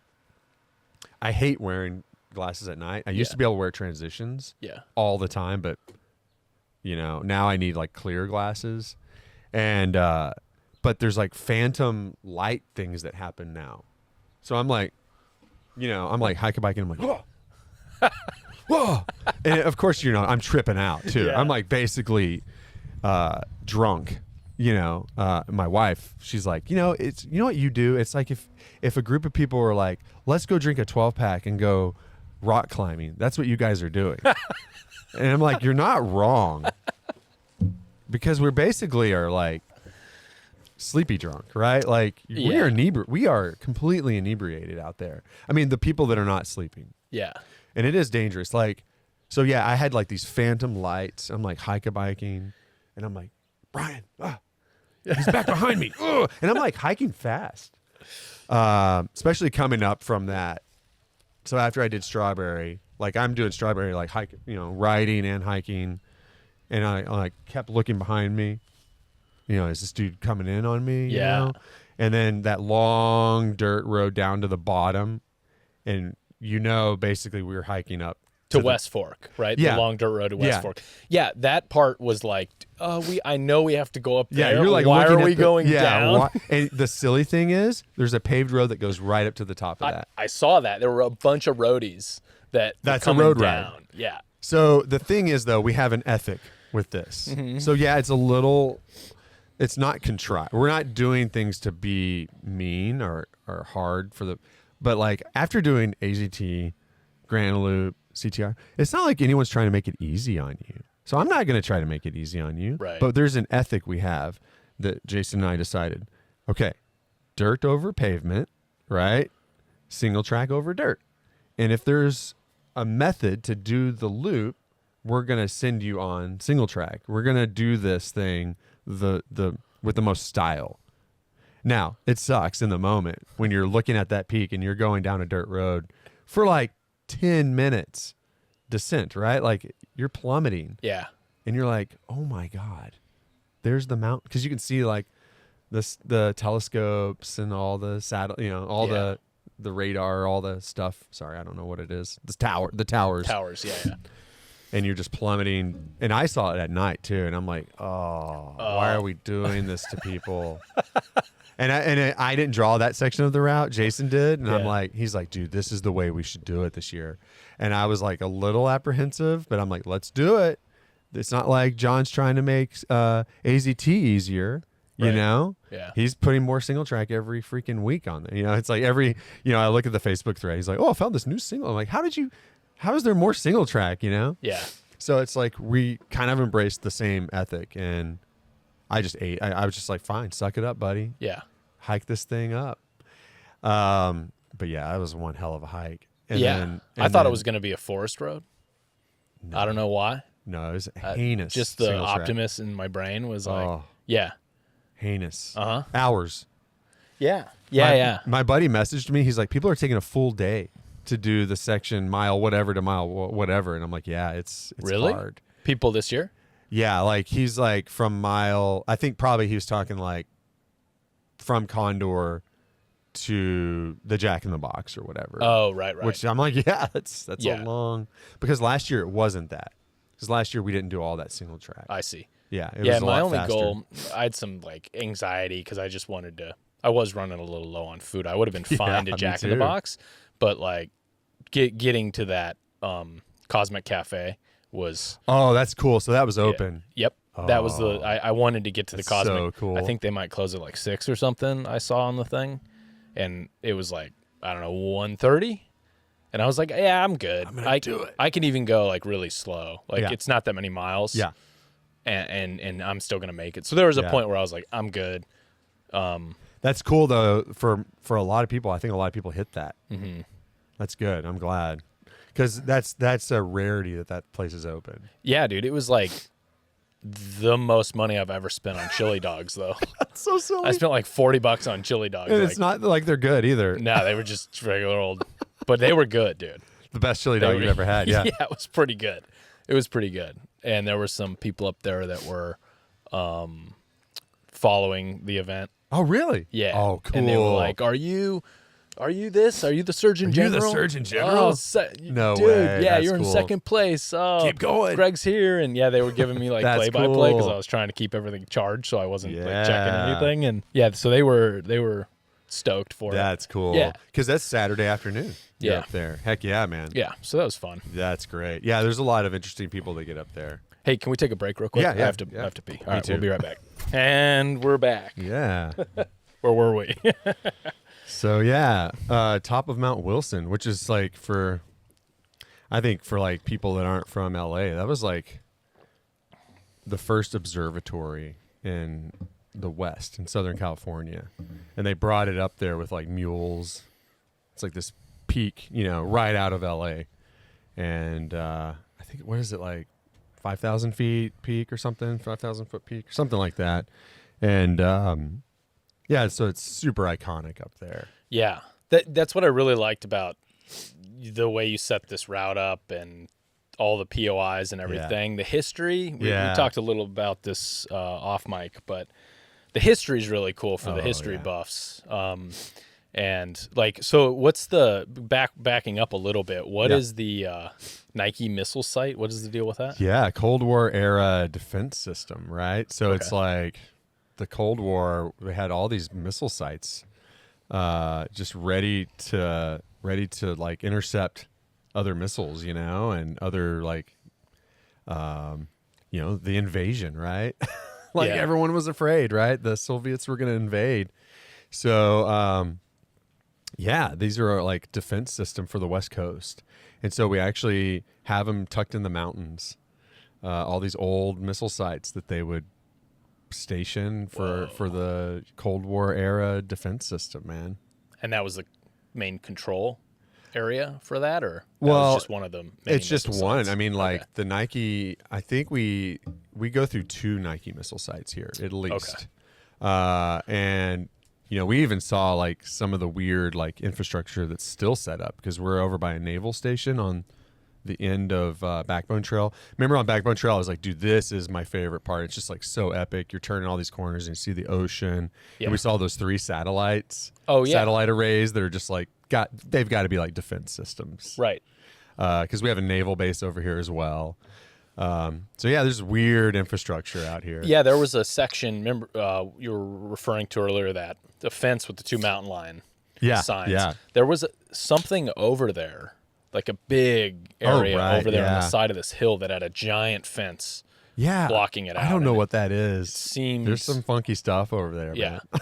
Seemed military or something Yeah, like that. there's one of the longest, it's so funny, there's still oil and gas out here. Okay. And it's just all hidden. Like, we don't talk about it. Southern California.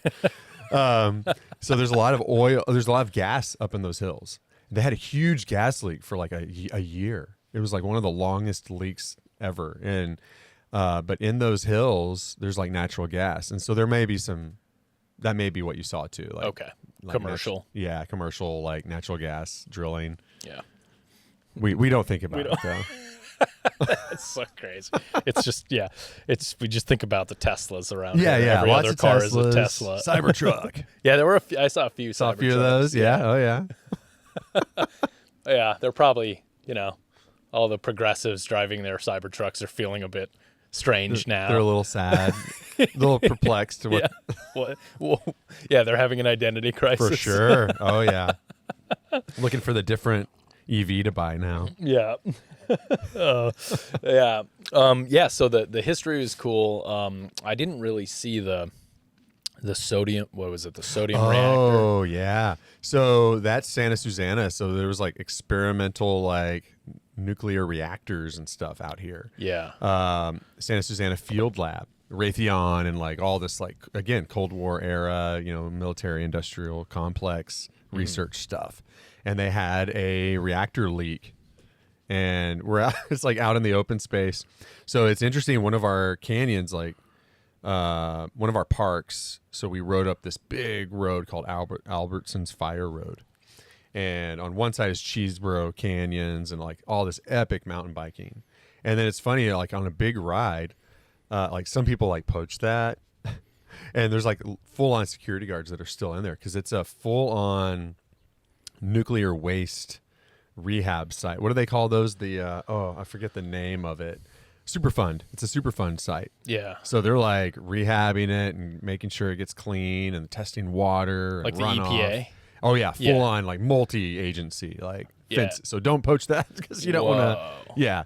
So there's but yeah, it's really weird, like funky stuff out there. Yeah. Yeah. Because it melted down and then released gas. I had a little bit like a mini meltdown out there. Yeah. That's. I think that's like like Aaron Brockovich type of stuff out there. Like I don't. That's not where, but it's like like water. They're like really concerned about the water, and I mean they should be right. Like there's millions of people getting their water, and there's an old nuclear disaster in the hills above them. That they don't know about. A lot of people don't know about this stuff. Yeah, like the one in Moab. Right. I mean, it wasn't a nuclear disaster, but just all the mining. Yeah, all that stuff in the West. There's all this like old, even like out where we did Grand Loop, where I was doing Grand Loop, it's like, all this uranium mining. Right. And then the wind blows and, there's uranium dust everywhere now. There was so much uranium mining happening in that whole area. And like, it was all kind of commercial. And I mean, some of that was, government, but a lot of like regulation.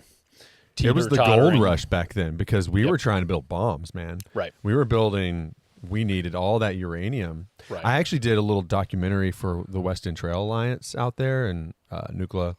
And I mean, for them, they want to see it come back, right? Like a lot of the community. It's a divided community, right? It's like they made their living from the late 30s all the way to the 80s on that. Yeah. Like that is what you did. You worked in the mines, but like you passed through on like one of Tim Tate has that West End gravel rush. Yeah.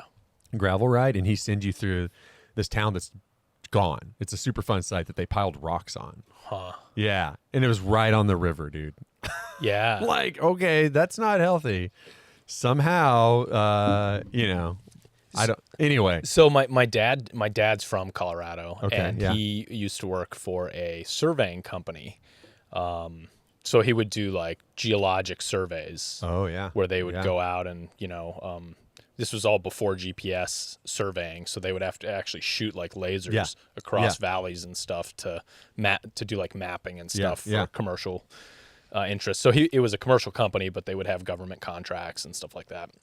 And he was telling me a story one time about this tailings pond that was like up above this river in like western Colorado. It was like around the Nuclear area, somewhere around there. And when they were surveying it, they were noticing that it was sliding. Oof. That the tailing pond was like sliding down towards the river. And I think the story goes, I don't remember exactly what happened, but paraphrasing, I think that they like alerted somebody. Yeah. And like basically the thing got kind of like shut down. Nobody talked about it. Like covered up. I get it, man. Like a lot of those communities, that's all they had. Yeah. And now that that's gone, they're completely devastated. Yeah.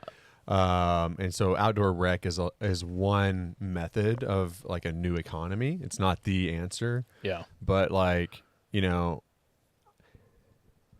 the interesting thing about, you know, in this outdoor community, there's a lot of progressive mindset, right? Like, oh, we're green, we ride bikes and all this. But I mean, like we still live in a world where we need to charge our devices, right? We still need to drive to these events.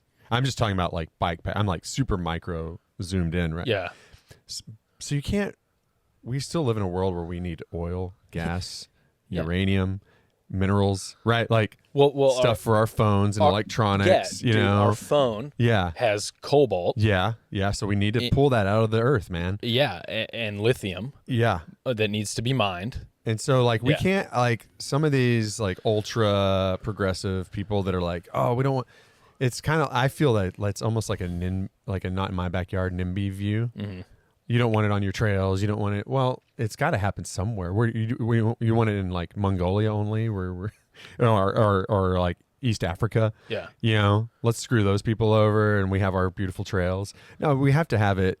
So it has to happen somewhere. Yeah. So I think it's just about like, I don't know, being pragmatic and realizing like we can all coexist in a way that makes sense. Use our brains, you know, like. Yeah. We've come a long way from the sludge pits near the river, right? Like we've learned a lot sliding since then. Into the river. But you know, or like, you know, Charles Dickens, like coal, you know, covering London kind of timeline. But we still need minerals from the earth, right? We still have to dig those out, and you know, these communities still need to make a living. You know, so there's a way forward, like a multi-use way forward, through like mining.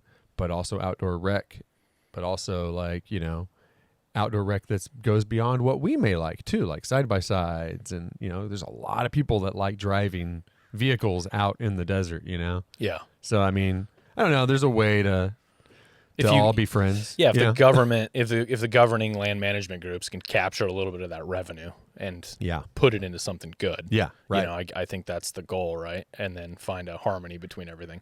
I'm not like, I think there's a vibe for nuclear specifically where a lot of people are kind of afraid of it just because of the meltdowns and the potential catastrophe of it and Fukushima and stuff like that. But like, I've heard some stuff about it, you know, the amount of waste that it generates over time compared to the other energy, the amount of energy that's yielded to the ratio of waste is extremely low compared to the other forms of energy. Well, and with AI and all of our desires with AI, like it's kind of like we can't do it, but we have to do AI, you know? It uses a ton of energy, and like Microsoft is buying like 3 Mile Island. Did you hear about that? Something, They're taking over 3 Mile Island because that's a smart move because AI uses so much energy. Yeah, it's just going to continue to scale too. Maybe that's going to like relaunch. Maybe the necessity of all of that energy will relaunch nuclear. Yeah, and maybe there's a safer way. I mean, maybe AI can help us figure out a safer method of like dealing with the waste, or making it like maybe we don't need plants like right on the ocean. You know, that's probably not the wisest. Well, the reason why they did that was to cool it. Yeah, exactly. Right? Yeah. It was because of the accessibility of water. Yeah. But you have a massive earthquake and oops. Yeah, well, and when was the last nuclear plant built? Yeah. The technology has changed in 40 years, whatever it's been since the last nuclear plant. And so the technology has just like exponentially changed since then. And I don't know, it just seems like that's a good way to be independent with energy too. For sure. Or else we're just going to keep burning fossil fuels, man. I mean, what other options do we have? Well, yeah, with solar and wind, the best argument I've seen for it is like it's a good alternative. However, you have to subsidize it for sure with these other more consistent power methods. Yeah. I mean, we're out here, we are lucky enough to have solar because we have 360 days of of like sunshine, Yeah. But like there's other places in that never get it. Yeah. That rarely get enough sunshine to power. And the biggest problem with that is storage. Yeah. And the chemicals and the lithium and the cobalt and, the battery technology there. Yeah. That's a major problem to solve that, tons of people, Elon Musk specifically probably is like on the forefront. Maybe I think Samsung is coming out with a new battery that is there's a bunch of companies on the verge of like revolutionary battery technology, totally, right? Yeah. And that's going to be the next step is storage. So I don't know. We'll see how that goes. But okay, let's go back into the depths of your demons. That was a fun side trip, but I want to talk about you got Brian, the thought of the demon behind you. He's my monster. I've turned him into a monster. Sorry, Brian, you're an awesome dude. Met me at the end, super stoked. But yeah, like I turned him into the monster, which I needed that, right?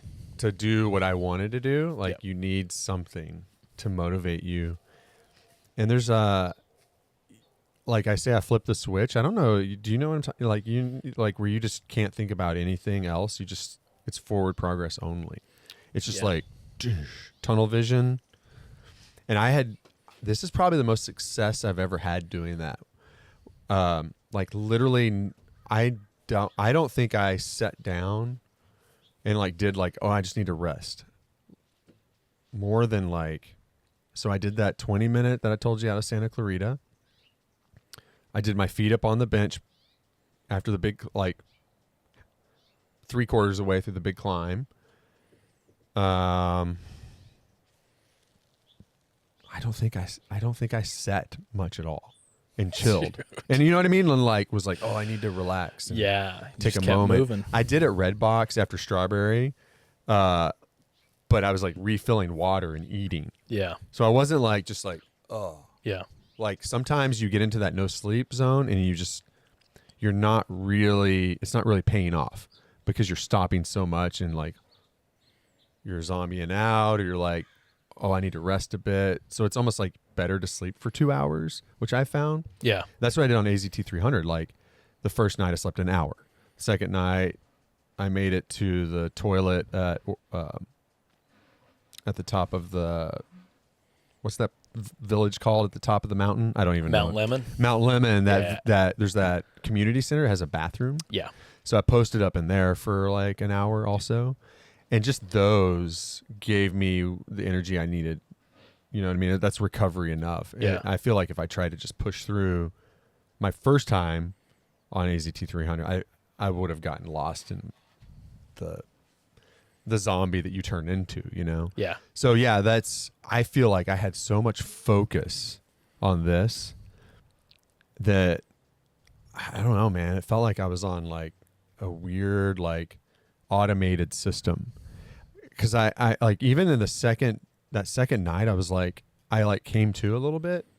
I was like, what am I doing? And I was like, oh, I'm Escape LA. Bikepacking. You know what I mean? Like, yeah, I'm trying to race, I'm trying to go fast. And I was like, oh yeah, that's what I'm doing. And then like, I just went back into it. So like, I kind of like came back to my normal self for a bit and then just went back into this alt ego kind of thing. Whoa. You know what I mean? Like it was really weird, dude. Whoa. Is part of that like at night with the light and you're just like in this little space? I think so. Like do you know how, like, do you ever get like the tunnel vision thing, like when you're doing these things, like trying to race or trying to go fast, and it's just like hyper focus. That's what I felt like. Yeah. It was like everything just zoomed in, and I had blinders on. Yeah. And I'm just like, and if anything happened, like like physically and mentally. So then like physically some light would happen. I'm like, monster. Brian, the monster. Yeah. Oh, I got to get away from He's this. hiding behind that cactus over Like, there. I didn't care if I saw a mountain lion. I wasn't worried about trees talking to me. I was just worried about the monster. Yeah. And I was just like Whoa. putting max effort. And I'm not great at biking, but I was putting max effort into those hikes, dude. And I did fall asleep. I listened to audiobooks.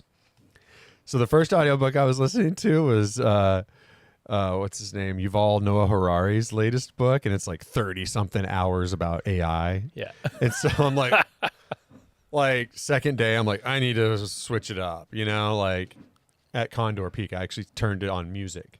Okay. So I'm like, okay, now it's time for music. And then I listened to music, and then at another point I was like, all right, now for a fun audiobook. And so I was listening to like fiction, and I was like lost in this book through these characters. And I like full on nodded off hiking, which I've never done. Whoa. Like biking, pushing my bike up that trail up Mount Wilson. Yeah. And I was like, wake up. And I woke up and I'm like standing there, and I had just stopped. So I think I was like sleeping, standing up. You know what I mean? Like, and I was like, what are you doing, Greg? And I'm like, go. And like, so then like I got the fear of God in me again and just started punching it up. That was a hard hike, man. So this was the second night. So you had been up for maybe like 38, 40 hours at this point? Approaching because it was, we started at 7:11, right? And so it was probably, in the depths of like 2 a.m., right? Okay. Yeah. So I think like I don't know what time I got to the top of Mount Wilson, but it was probably like 3 a.m. Yeah, so you're like assume. 42, something like 42 hours in. Yeah, it's deep, dude.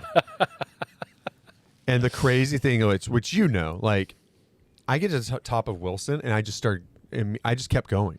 So there's nothing open. Yeah. I just like went right down the fire road and freaking hit the single track, bombed that, and then you're into your last hike-a-bike. Yeah. So it's like 3 major hike-a-bikes. Which I probably, I think I told you like, oh, dude, it's not that much hike-a-bike. It was a little, I probably should have like footnoted that for you. Yeah. Yeah. Because it was pretty major at the end. Like, it's pretty freaking like relentless. Like, because you did that hike-a-bike up Wilson, and then you just go down Mount Wilson Toll Road to Idle Hour. Single track. And dude, the bottom of that was destroyed by the winds. Yeah. And that's like, that was like 4 a.m. I'm like clambering around trees. Whoa. Full on. You saw the tree that fell, right? Yeah, it was. And you're like, where's the trail? I couldn't even find a place to hike around. I know. It was such a cluster down there. Did you have to go down into the creek? Yeah, I went to the left. The canyon little thing? Yeah. Like the trail, Yeah. I pulled off That's what I before did. I went up, and then there was nothing. It was just like a disappeared. wall of tree. Yeah. And this was at like dusk maybe. I was there. And I sheared off to the left, but then the hike-a-bike was like all these leaves and potholes sort of things. Yeah, you're and like falling in. Yeah, I was just like faffing around like. And like so much poison oak, by the way. Oh, is it? Oh my God. Yeah. A forest of poison oak. I should have warned folks about poison oak. Yeah. From out of state too. Like, because do you guys have poison oak in Arizona? No. So you probably don't even look out for it. Like here we know, like the moment you get on the north side or anything shadowy or anything wet, poison oak. Really? Yeah. And does it? I mean, It's like poison ivy. Does it? Does it make you itch or rash or whatever? Big time. Yeah. Okay. And some people are allergic to it. Okay. So my wife's allergic to it. If like I go through it and then touch her, she breaks out. Yeah. But for me, I'm fine. I'll Yeah. get like a line. So at that point, I was a little like, man, I think there's more hike-a-bike than Gregg thought he told me. Like, because you compared. Because I was like, it's nothing compared to CTR. Right. Which is true. That's a true statement. Definitely. CTR felt like days of that. Like that. Like, so that it wasn't that bad, but it was like. It was bad. Respectable amount For of a 300-mile course, it was a lot. Yeah, I mean, it was enough to Brutal. You know, I don't know, dude. I like it because Mm-hmm. it like You get off your butt a little bit. yeah, Change and it up. yeah, and you really start to appreciate when it's like slightly even pedalable Right. after that hike a bike. Yeah. Like it's like a nice variety. Like For I sure. love that kind of like variety, like big old hard road climb, and then maybe some gravel riding where you got to sit and pedal because it's a Yeah. little too loose, and then just get off and you got to hike for a while. Like, and then by the time you get like super annoyed by the hiking, it switches to something else. You know? And dude, I liked the hiking on this one because I'm gonna go into an injury. Yeah, let's do it. Dude, I was climbing that road, that gravel road. One of the reasons it was so painful. Okay, I'm wearing the same shorts I wore on CTR. I wore them on Grand Loop. I think on Grand Loop and CTR though, I brought like compression underwear and like a chamois. I decided to go with the chamois on this one just because I'm like, pick one thing and go with it. I'll have a little extra cushion because I'm a skinny dude. Man, I have full on penis chafing. Oh yeah, Dude, I've never had that. It was the worst thing ever. I've never had it. I would imagine it would be like the ultra runners that get nipple chafing. yeah, But on, dude. yeah. I didn't, like, where do you put that thing? There's nowhere to put it. Yeah. So then, like, I would, it is what it is. It's biology. So I'm like trying to adjust. And I'm like, first day it was like a little bit. I'm like, ooh, that's weird. Huh? Maybe I can just, hang to the left or the right or look. And then by the second day, there's salt. I'm like I had brought wipes. I used wipes and tea tree oil, and that's my magic. I don't need any kind of lube. But man, I could have used it because, man, full on. Like head of the penis chafing. So I had the same thing, I have to admit. Dude. And I've never had it before, so it's really weird. And it hurts so bad. It's like it's like the one thing on your body that's like, like real, and I got two, like one on the end, one on the shaft, buddy. Whoa. And then another one just like on my abdomen. So it's like the line of my shorts, of my chamois shorts, my liner, and I wear them all the time. Isn't that weird? And I'm like, I don't think I can ever wear those again. Maybe on a day ride, but not on an ultra.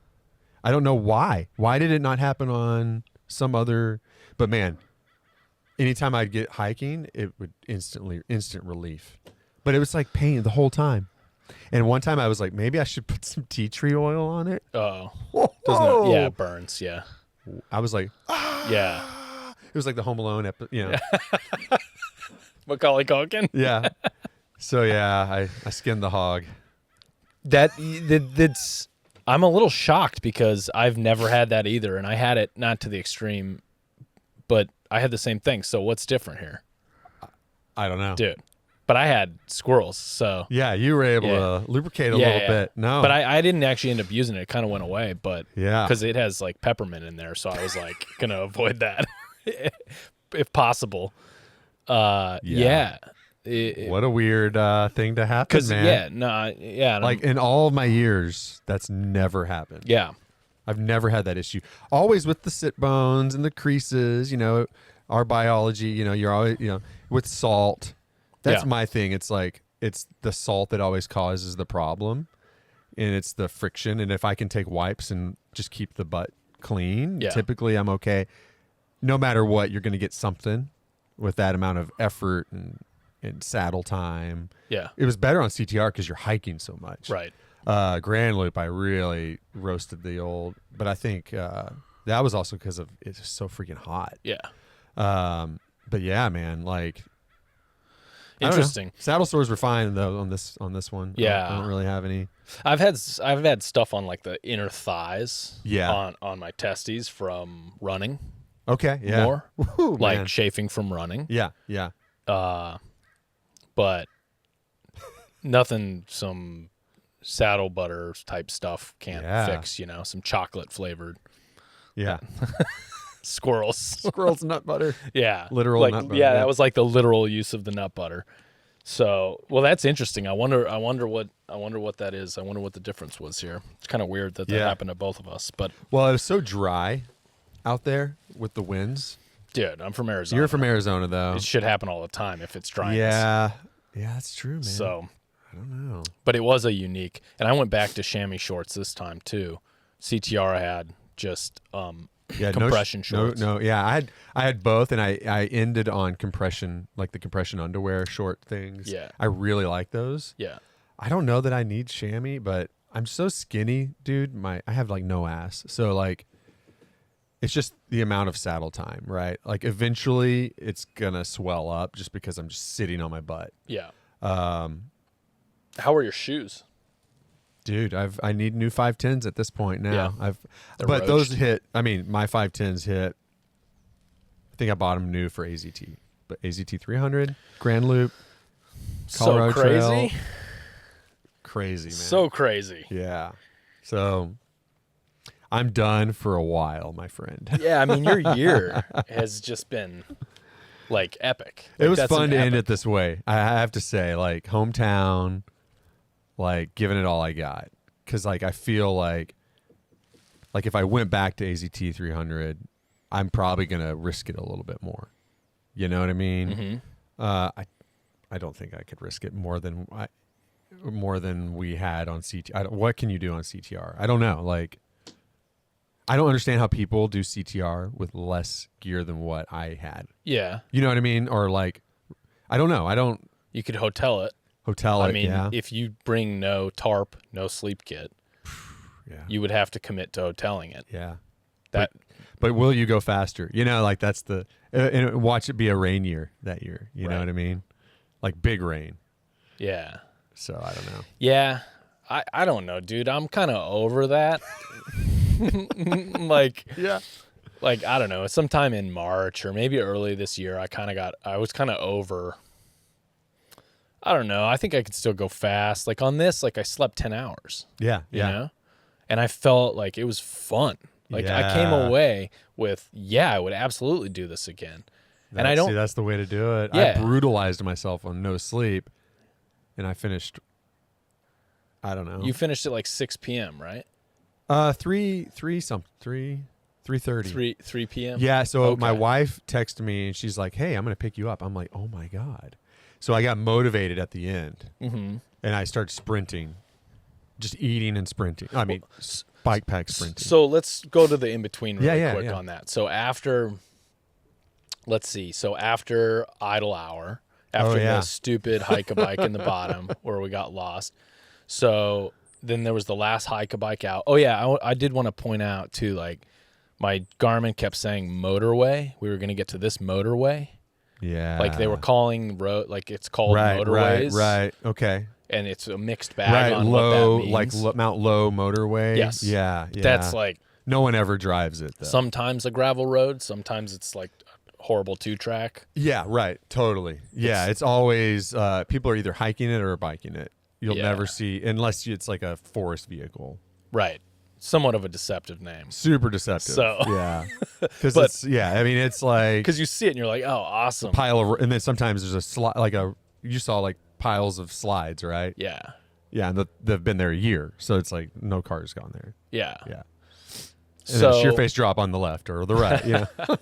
That's California. Welcome to LA. So when I was coming out of that last hike a bike, I saw Jamie had surpassed me in the night at some point. Okay, that's what happened. Jamie, Seth, and that guy Spencer. Okay.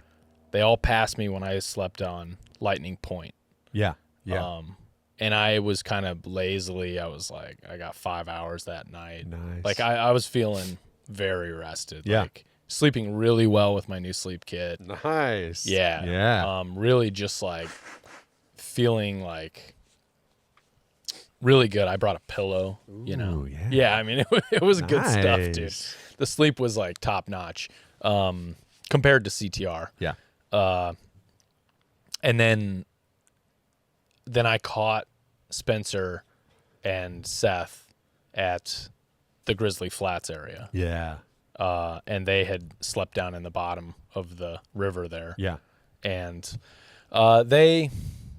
Spencer was, he's like an ultra runner. He's done Leadville 100.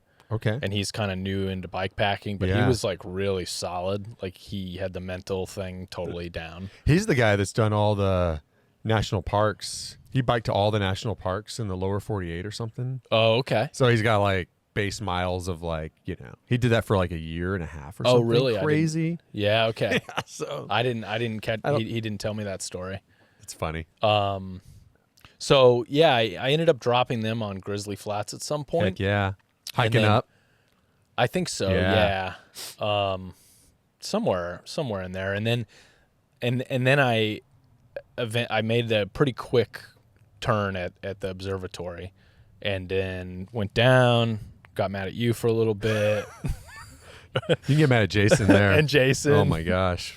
Even Jason texted me. He's like, dude, I don't know what I did right there. I was like, I called him we talked last night because he finished. Yeah. And I was like, when you had this, I was kind of questioning, but we went with it. Yeah. And then I smelled blood. Yeah. Oh yeah. And I started to see Jamie's lights. Ooh. And I was like, all right, I'm So this is like sunrise. This is sunset. Sunset. Yeah. Oh, yeah. Yeah. Oh yeah, cuz you guys finished late. Mm-hmm. Yeah, cuz I finished at 3:30 we you guys finished 3 a.m. or like 2 12 hours about 12 hours later. approximately. Okay, yeah. Yeah. And Oh heck yeah. So you guys are just pedaling through LA in the middle of the night. yeah, so I saw him and caught up with him and we chatted for a minute and then he was like, you got more legs than me, man. I've been up for 40 hours now because he's only slept the first night and then he went through the second night. Whoa. And so I dropped him there and I was like, So you dropped him on after idle hour? Cuz I was watching you guys like trying to I was like thinking I'm not going to sleep. Yeah. I'm going to wait, but I was like hazily like hanging out with my family and somehow watching what's happening. And it looked like you guys were yo-yoing. Yeah. So 3 of you, right? So it was just or me just and you and him. Jamie. Okay. Yeah, me and Jamie, and I would drop him on basically the single track Nice. descents. Yeah. And so I got pretty far ahead of him coming out of Sunset. Mm-hmm. Because that's some gnar stuff. Yeah, and I had the perfect bike for With that, like I felt like. Big switchback turns where cliffs off, but then it's super techie down. Yeah. Like 20-foot drop stuff, like with rocks and Yeah. I mean that's hardcore stuff there. Very, yeah. I got off and hiked down a couple times, but sure. I was like really feeling the groove at that point because I was like, I got legs. He's been up for 2 days. Like I'm gonna smoke him, and so I stop at that Jack in the Box, which was a pretty good stop. And I try to make it quick. I get 3 sourdough jacks and hammer Fanta as I'm waiting for those. Sponsored by Jack in the Box. Yeah. And that's a critical. I mean, it was great. I could bring my bike inside. Nobody cared. They were super cool. Oh, it was great. Me too. Yeah. Yeah. There was 2 dudes on horses in the parking lot. 2 like Hispanic dudes. Yeah, because you're coming right out. You're coming right out of trail. I mean, they see. When I was there were like trail runners stopping. They just get a coffee and hit the bathroom. You know what I mean? So it's like they get all kinds of weird people there. Right. Yeah. And I knew at that point after I passed the last campsite, I was like, I'm committing to finish tonight. Heck so yeah. and I did the mental math was I could probably ride 10 miles per hour on this flat stuff.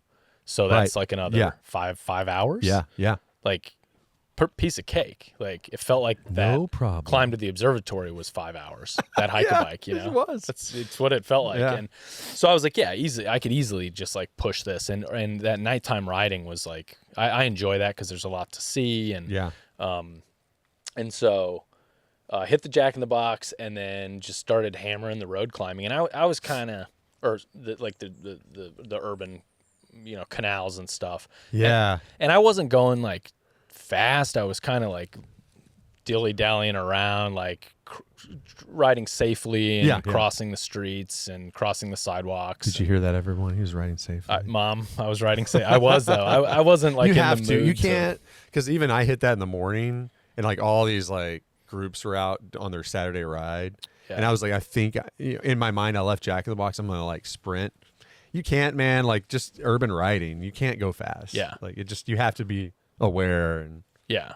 so, yeah. So Jamie caught back up to me. He had those aero bars that Oh. he'd been carrying around the whole time. I was like, why does he have aero bars? Yeah. But right there, it worked. they paid off. Yeah. Yeah. I mean, there was that long strip going into. Was he all happy in his bars when he caught up to you? Like, Yeah, hey, yeah. what are you doing? Yeah. And you're just like, ugh. Yeah. Going into like Warner Brothers and that Oh, area. There's yeah. like a long straight. Yeah. And I was catching the lights and it just worked out. So he ended up I catching caught back up to every me. light there Saturday, dude. Every light. Yeah. So that I was surprised that whole bit. Yeah. And how much we weren't on the roads actually. Yeah, because we're trying to like route you through the heart of LA, but in a cycling, like those are all like those like LA River. It's really cool, right? Like, you know, and it was like minimal, like weird homeless interactions, right? Dude, I'm there at 11 p.m. Yeah. Like prime time for weird. Yeah. There were a couple Yeah. of like mini camps, but then there were like hipsters with their dog walking down the canal. Absolutely. At 11 p.m. at night. Yeah. It was bizarre. Don't believe what they tell you about California, folks. It was totally unexpected. Or actually do and don't come here. We need more people to leave. It was totally unexpected, and because that whole bit, I was kind of like preparing myself for heavy, whatever. Don't stop. Yeah. There was one section that it got very low income, very quickly. Yeah. And then 20 minutes later, you were in like mansions. Yeah. That's LA, man. You go from one neighborhood to the next. You know what I mean? Like one neighborhood, you're just like, that's very low income. And then you literally turn the corner. It's like multi-million-dollar estates. Yeah. What was the Pasadena Parkway? Is that what that's called? Yeah. Where kind of the beginning of the pavement. Yeah, that really cool road. It was amazing. Yeah. The houses were incredible on that road. It's unbelievable. And the big trees and then get the climb up into the Griffith Observatory. Yeah, that's fun to do, right? Yeah. We hit it right when they locked the gate. Nice. Or I hit it and Jamie caught me again at that point. And at that point I was like, we're just gonna. Yeah. We're basically riding hanging. at the same pace, so we're gonna hang.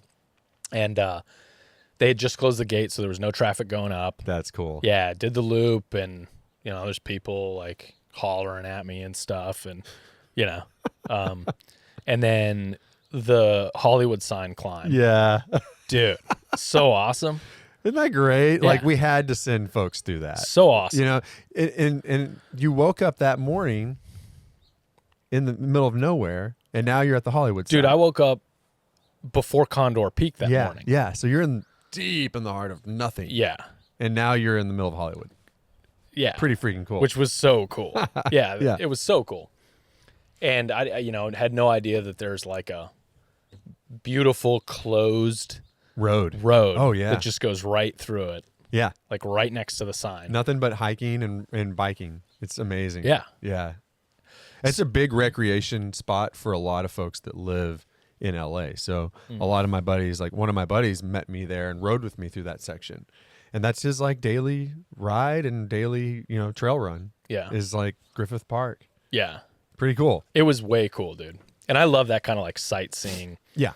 I think the having the deep, lonely backcountry vibe, and then having that like overwhelming sightseeing, urban, like I got that on Stagecoach a little bit too. Yeah, for sure. I really like that because you're in Stagecoach, you're like in the heart of the city. You're at the ocean, and then all of a sudden you're in the desert. Yeah, on the for sure. The Coyote Canyon or whatever they call it, Borrego. Yeah, Borrego Springs. It's iconic for that for sure. Yeah, so and I kind of was inspired by that as well. Yeah, right. But our goal was to escape LA, right? Like, so the idea is to embrace LA in a moment and then show everyone how magical everything surrounding. Like, I think of LA as a mountain town. Mm-hmm. That no one realizes is a mountain town. You know what I mean? Dude, that's not, You know what I mean? Because no one is out here in the mountains. Yeah. I mean, literally, like practically no one. Yeah. People out here recreate for sure. But, I mean, like you said, you're in like one of the most densely populated areas of the United States. And then within a couple of miles, you're on a trail and you've seen no one. It was blowing my mind. Dude, it was blowing my mind. Yeah. Yeah, and then let's see what happened after that. Warner Brothers and that whole area was fun going through it like 11:30. Yeah. There were some drunk people outside the Oh my bars and gosh. stuff, which is Yeah. always like I always love that, like people being like smoking cigarettes what are and you being like, doing? what is happening? And I'm like, I'm basically drunk on a bike. Yeah, essentially. Yeah. Not with the sleep deprivation, but so you went through all that like mid-morning? Oh, yeah, Saturday so Saturday morning I'm hitting Griffith Park and it's like prime time, like tourism and hours, and so it was just like that tunnel was clogged with traffic, so I had to like wait on cars. Okay. Yeah. And then I did the loop and there's like thousands of people, everywhere, like hiking and taking pictures, which is hilarious, And then my buddy met me and we did that paved section and then he peeled off. Yeah. And he took a picture of me with the Hollywood sign or whatever. And then I'm off like kind of riding through Hollywood and the Valley essentially like Saturday afternoon. And then that's when I call my wife. I'm like, hey, so it's like 11 o'clock or something. I'm like, I feel like I'm going to just need to get a hotel room, babe, because I'm going to get there and be completely zonked. I haven't slept at all. She's like, yeah, I get a hotel room. And then, so I turned on my phone for the first time and I realized, oh, Brian bailed. So I did slow down a little bit, but also it's like Saturday afternoon through LA. I'm not going to be going fast. Yeah. So then my wife called me or whatever and was like, hey, we're going to come pick you up. I was like, oh, that's amazing. She's like, can you get there before sunset, because she can't see at night that well. So that was my bait. Okay. That was like after I lost the monster, Yeah. then I just was like thinking about my wife, my daughter, and tacos, because she's like, I'll get you tacos. And I was like, oh, I'll make it before sunset. Yeah. An hour before sunset, because we needed to drive the PCH and the canyons back home in the daylight. Right. So I'm like, oh shoot, I need to be done by like 3:30. And wait, so did you have a car there? Sorry. Did you? I did, yeah. Okay. So I had to go I had to do like the drive of shame yesterday and get my car. Yeah. And I was like, maybe I'll see someone finishing. It was like right between people finishing. So I didn't even get to see anyone finish. Right. But so I'm like, I turn on the gas, whatever fumes I had, and I'm just like standing. I lock everything out and I'm just like crushing pavement. You're the monster now. Dude, yeah, I turned into the monster. And then I'm climbing Mulholland and all that the paved Mulholland area. Dude, that also amazing. Yeah. I mean, we were there 1 a.m. Yeah. And just the houses and yeah. the mansions and like. And the views. I mean, that's where some of those benches that look over the valley, like La La Land. It's like a La La Land movie location. Like, okay. I should put that on the POI so you can see that. But there's some of those like overlooks too, where you look out and you're like, whoa. Yeah. Yeah, it's pretty. It was epic. Amazing. Yeah. It was just great at that point. I can't wait to hear about your ending, because so I climbed up Mulholland and then Dirt Mulholland, and it gets serious again, right? Like you're like, oh, I'm not done, right? Because like we wanted to end on single track, right? And dude, I ate however many of those little coffee things, and I was like, all right, I know this is 6 miles, I'm gonna go 10 to 12 miles an hour to finish this. Because I'm like calculating like weird math, like bike math while I'm like zonked out. Yeah. So I'm like eating caffeine and just like, I'm like everything left on the bike. I'm just eating because I'm like, I need this energy right now. Yeah. So I'm like eating and like climbing up Mulholland, because Dirt Mulholland, like it's another like couple thousand feet of climbing. Yeah. Before you wind your way around to the last bit of backbone trail. So I'm like dying, dude. I'm like giving it all I got. My heart rate is nothing though, which is hilarious, because your body gets to the point where your heart's just saying, I'm done. I'm not going to give you anything else. This is all. But like you feel like you're anaerobic. Do you know what I mean? Like you're sprinting, but my heart rate's 135. Right. And I'm like, it should be 170 right now. on a normal day. Right. So I'm just like, like spitting, and I'm probably not going that fast. Reality. In my mind, I'm like, Gregg the monster. Yeah. And, but dude, I shredded that last single track. No one was on the trail. And I'm like dinging my bell just in case, because you're going through a tunnel, right? Like that last single track, you're riding down the edge of the Santa Monica's, and you don't really know it visually because there's so much brush. It's like a brush tunnel. Right. And then you pop out and you see LA. Right. And you see Santa Monica. Yeah. And I'm hitting that, and I hit that NAR section by the bridge, and I turn a corner, and then there's like 25 teenagers hiking together, and they're like, whoa, and I'm like, hey, I'm like sliding. I'm like, I'm cool, I'll just hike. And they're like, I'm just like gone. And they're like, whoa, cool, and I'm like, hey guys, how about? And I just got into this mode where I'm like dinging my bell and saying, hey, I'm like way overly happy. Yeah. Just because I'm like, I want to get done and I want to be nice, but I'm like not gonna stop for you guys, So I'm like dinging my bell, I'm like, hey, good afternoon, and they're like, they're probably like, who is this tweaker? Yeah, you're all jacked up on coffee gummies. They probably think I'm just like this tweaker riding a mountain bike, this homeless guy with bags on his bike, Yeah. And dude, like I just rallied, and I finished like 3:20 something, and I got there before my wife, and boom, no one was there except Brian. Brian was there. Nice. Yeah. And we chatted a bit, and then I was like, I'm so sorry, dude, I am out of it. Because he was like asking me questions, and I'm probably like slurring, and then my phone's buzzing, so I'm like, I think that's my wife calling me, man. Dude. But it was so good, man. I get in the car though. Oh, I actually like posted up outside of this restaurant where it's like a turnout for valet parking, and it's like so funny.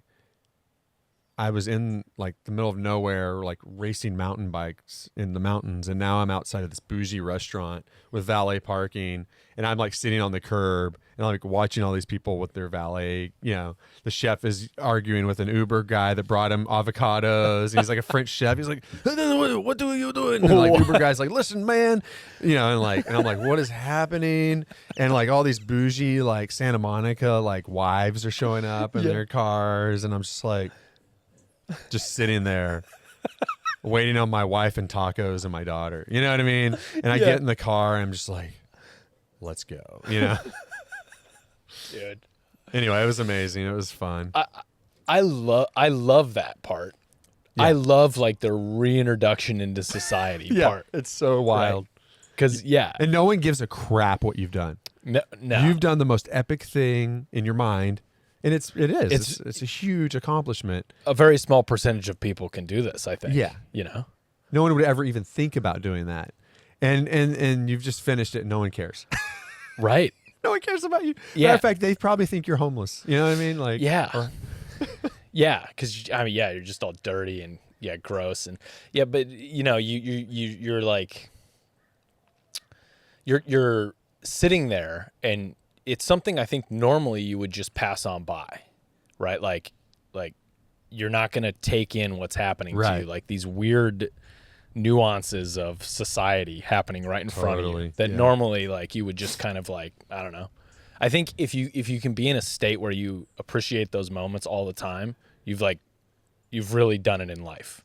You've really made it in life. Like I think artists maybe sometimes can see that. Right. Like real true artists, they can see like through the veil that everyone else is just in their bubble going through their life. Dude, I need these things to help me recenter my life. Mm-hmm. I need this, and my wife knows I need this, and we've built a life around this that allows me to do this because it's like my therapy, because I need to know where I sit in the universe, and this gives me perspective, right? Yeah. I know, like, this is she calls it like my time to feel like a superhero. You know what I mean? It gives me confidence. It helps me deal with problems easier, because when you're out there, like, and you fictionalize it, like I'm fictionalizing like Brian as a monster, but I'm out there fighting a battle, in my mind. But that helps you with like actual real life problems. Yeah. You know what I mean? Like, Oh, yeah. when you can deal with that without being like, oh, I'm tired, I'm going to go home. You know, like you can deal with like real stuff in your life. Yeah. Well, dude, this is the hero's journey. It is. Like, absolutely. It's the oldest story known to man, right? Yep. We have to do this. And it's a cycle. It is. Right. And it's just like, and I'm realizing that finally now, like that this is part of the process of the hero's journey that I need to continue to do, you know, that in some way, like maybe because my wife is saying, maybe you don't need to do it as much. And she's right. Like, I'm 45 years old. Like, this year was a little much. Well, it might've been like the high point Yeah. in the energy output. Yeah. You know, for the year. Yeah. Like, you'll start having, I don't know, maybe not, but like, I definitely felt like this year was good with CTR. Right. I mean, I did Maricopa Trail Race, Heck Pinions yeah. and Pines, Wow. CTR, and then this. And this was definitely like a last minute, like 1 week ago, I was Yeah, like, you text me. I'm doing this. Now's the time. It was either that or a whole year from now, you know, and we talked on CTR about this. Yeah. And I was like, yeah, maybe I'll make it out. And then I was like, nah, I'm not going to make it out. And then like a week before, I was like, we're going. It's funny because you text me, hey, I'm not going to make it, man. I'm like, oh, good, man. And then a day later, You're like, I'm coming. I'm like, yes. I know, sorry. I love it. I should have waited No. for I my love own it. decision to be made up. But yeah. Well, I started to look at my schedule seriously and I was like, okay, now's the time. But anyway, yeah, like back to the hero's journey thing. Yeah. I think some form of this will be, you know, you'll find whatever the next form of this is. Absolutely. Right? So like for me, I've found that I've found like a stable point with bikepacking. So the way I bikepack this trip is the way I want to bikepack every trip now moving forward. Yeah. Right? Yeah. Which is just like I slept good, I had fun. It really paid dividends for the course. I met really great people. Yeah. Got to participate in a great thing. Got a podcast out of it. That's great. You know, so like, and the podcast has become my like secondary hero's journey. For sure. Yeah. Right? Yeah. It's your art expression. Yeah. Right? Well, community and art and Yeah. like debriefing from these things is like fulfilling for me, and I hope it is to like for sure. the guests. Like it's kind of, there's a processing that It's needs to happen. therapeutic. We're having our therapy sessions. Yeah. Well, and most people will write about their time out on trail in like a blog post or an Instagram post or whatever. Yeah. And like, it seems like you need to decompress from it a little bit. People need to decompress for sure. and talk through it. It's kind of like when you do these things, especially when you try to do them faster or whatever. I mean, look, just finishing something like this is a huge accomplishment. Mm-hmm. And then you get to the point, which like 10 years ago, that's kind of like where I was. Like, I just I did it all sight unseen and just did it. And it blew me up. It destroyed me. And then I got addicted. And then you're like trying to like, maybe I can go faster and faster and faster. But like, and that's like one aspect of it, you know, like, and I think it's not like trying to win or like beat people or in a competitive sense. It does fuel it, but I think it's like, it's an internal thing, internal competition, right? Like you're trying to see how much you can pull out of your soul, right? Like how hard can I go? Why is that so addictive? Oh man. You know, like We're addictive personality. I think in this weird sport, yeah, we have addictive personality types. Like that's why you meet the weirdest people in this, because we're just like, but yeah, I mean, it's addictive because I think that's what we are meant to actually do as human beings, as like the human species. Like that's how we got to where we are now, is because we're endurance machines. We could outrun every creature we wanted to eat. Right. You know what I mean? We out-endured them. Right. So we could catch up with the wildebeest, even though it's faster or whatever. You know what I mean? Like we're in the plains of Africa and they could, you know, this whatever we wanted to eat would outrun us, but we would eventually catch up and eat it. Yep. Right? Like that's how we got to where we are now with our brains. And I think like that's... So it's like genetically programmed in so hard. I think so, man. Yeah, it totally makes sense. We're meant to do this. Yeah. We're not really meant to sit in front of computers and type. Yeah. And it really hurts our soul. And I think our soul feeds off of the act of not thinking too much and being able to get in our discipline that we've chosen, you know, you get on a bike and you pedal it for hours, you eat and you pedal. That's it. You know what I mean? Like that, and you expend a great amount of calories, and blood goes from like your critical thinking area in your brain to like just your muscles. So it's like you're zoning out, and that's how you get into the flow state. And so like it's meditative for us too. And I think like that helps us solve, again, like it comes back to like real life too, quote real life, like family and all that. Like, you know, we're in the West, we're like like our whole society is like all about creating like good workers, you know, that are going to help keep our country moving and our economy moving. And that's important and all that. But like, that's not what real life is, right? Like real life is like, for me, it's my wife, my kids, and doing this, something so simple as just pedaling, eating, helps me realize in life, helped me realize what's actually important, which is not work. Work is like a means to do other stuff.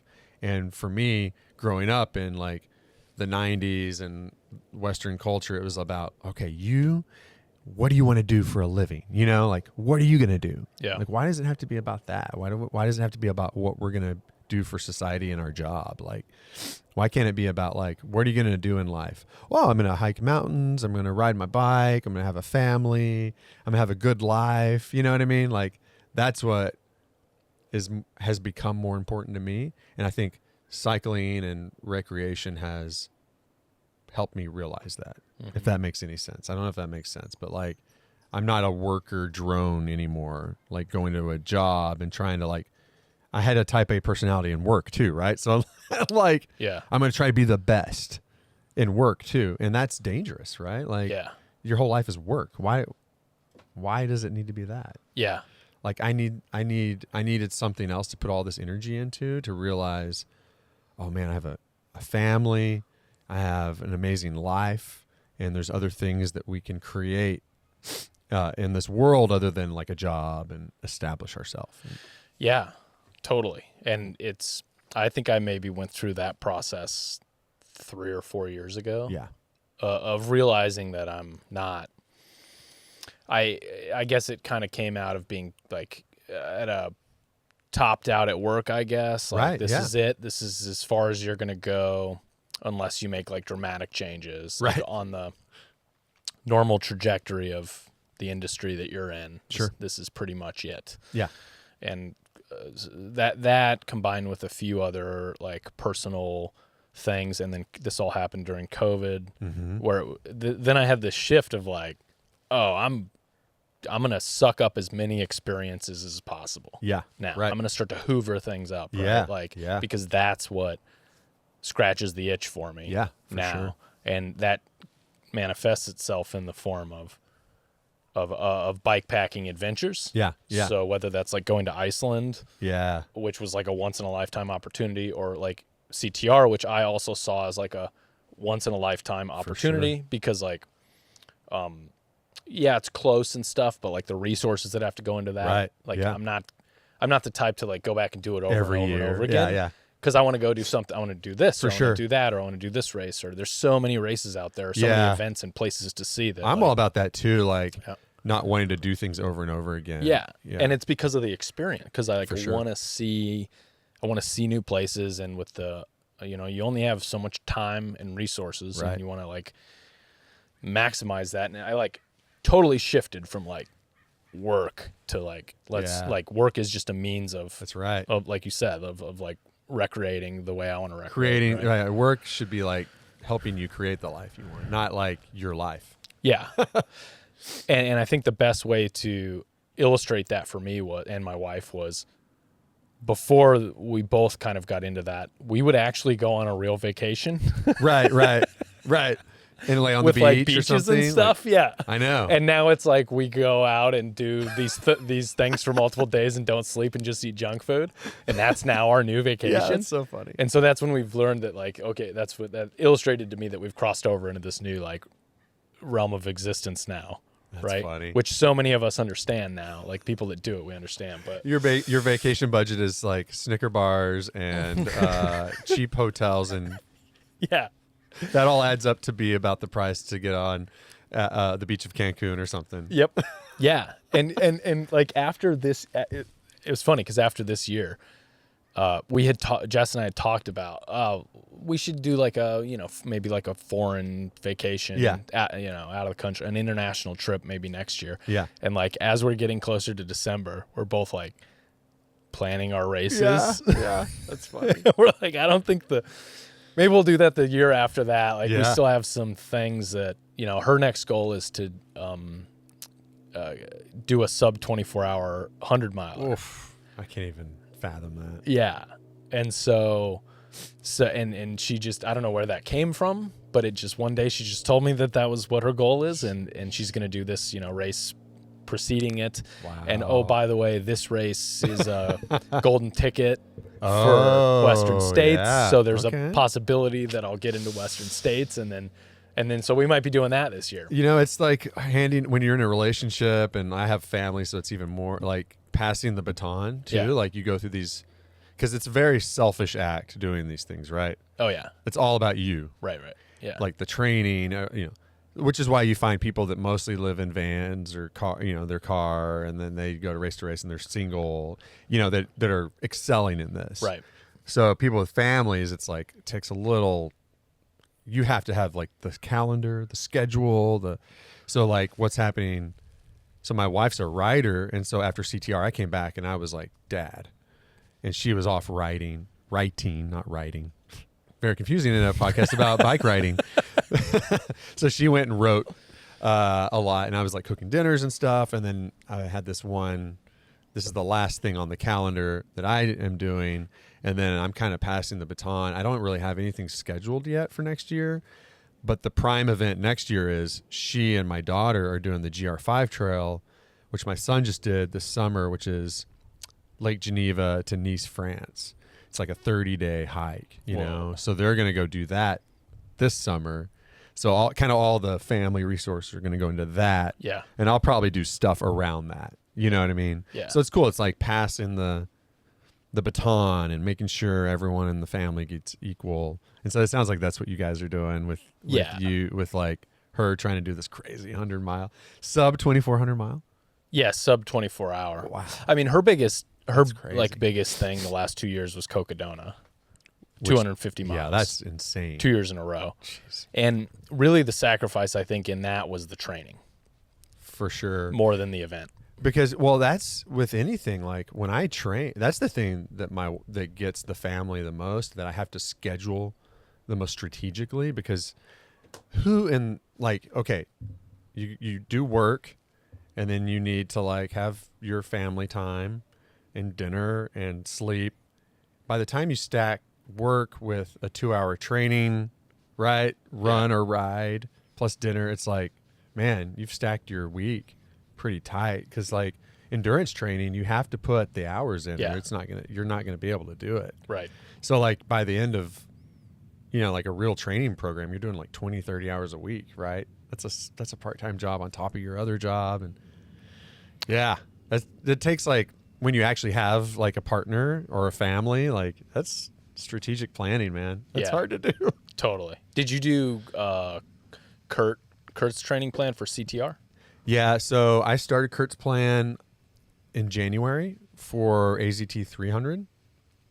And then I basically would kind of like, and I think probably Kurt would tell me, don't do what I did. So for Grand Loop, I rested for like a week or two, and then got back on the same timeline for Grand Loop. Bad idea. So it's like, I treated it like I just like picked up on the calendar. So I like went to the end and like worked my way back, which is I think not the right thing. So I showed up to Grand Loop tired. And then for CTR, I gave myself more recovery time, and then was like hybridized Kurt's plan a little bit, but still I think I over trained. And it was funny. Like I went back and looked at his plan a week ago, and I realized like he has like his plan, which I highly recommend. I mean, it's like so affordable. So he has 2 plans. One's for like more of like a 2-week, journey, and then one's more of like 3 to 6 day journey, right? Okay. And then both of them have like columns for like kind of either new or an expert. And I've always just been like, oh, I'm an expert. Well, I looked at it the other day and I realized new or masters. And I realized, oh, hey, dummy, you're 45. Guess what category you should be in? Not the expert level 35-year-old like you started. Yeah. Maybe you need to reduce the hours because it's all about recovery when you get older, I think. Right. But the cool thing is like you've got experience, So Yeah. that's what I'm realizing this year. I'm like, oh, I'm 45. Huh. That's interesting. Which is not old. I mean, I'm super inspired. You interviewed Blake. Yeah. The first race I did was Tour de los Padres, which is out here in California. Super, it's been going for a long time. Super like show up, do it, and no one's there. It's like old school bikepacking. My buddy Aaron Carroll created it. It's amazing. Highly recommend Tour de los Padres. So I did that my first year, and this incredible racer didn't sleep, smoked everyone. His name is Blake. So then I was like, who's this guy? Well, he was probably in his 40s at that time, or like late 40s. And he had all this experience. And I don't know if he told you on your podcast, but that guy's podiumed Leadville like a few times. He's pretty humble. Super low key. Yeah. He's like, and he's got like California stoner. Like, yeah, man. Yeah. And I've done some fun trips with it. He's an amazing guy to hang out with. Yeah. And so I looked up to him when I started. Like, how are these guys doing this with just a foil bag? Whoa. And now I'm like the old guy, Yeah, Blake's kind of in that like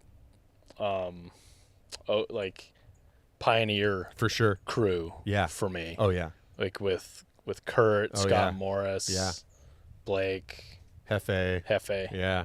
They're all kind of the OGs, the pioneers of bikepacking.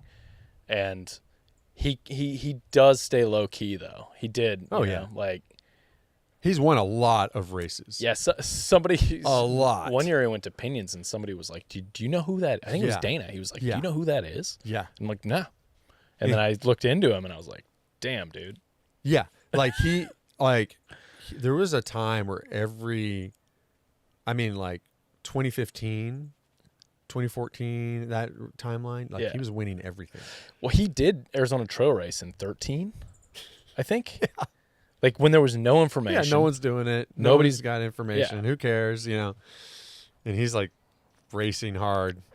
The 750 or whatever it was back then. I think it was 750. He has a really funny story about losing his key. I don't know if he told you that. But no. Yeah, apparently I don't know. It's a really funny story. He was going to use someone else's van or something, and they get there and they lost the keys, and so they're at the end of it, and before now people are waiting on you with photos and bikepacking.com articles, and now no one was there then. Right. And they're freezing their butts off and no keys to the car or whatever. Dude. Yeah.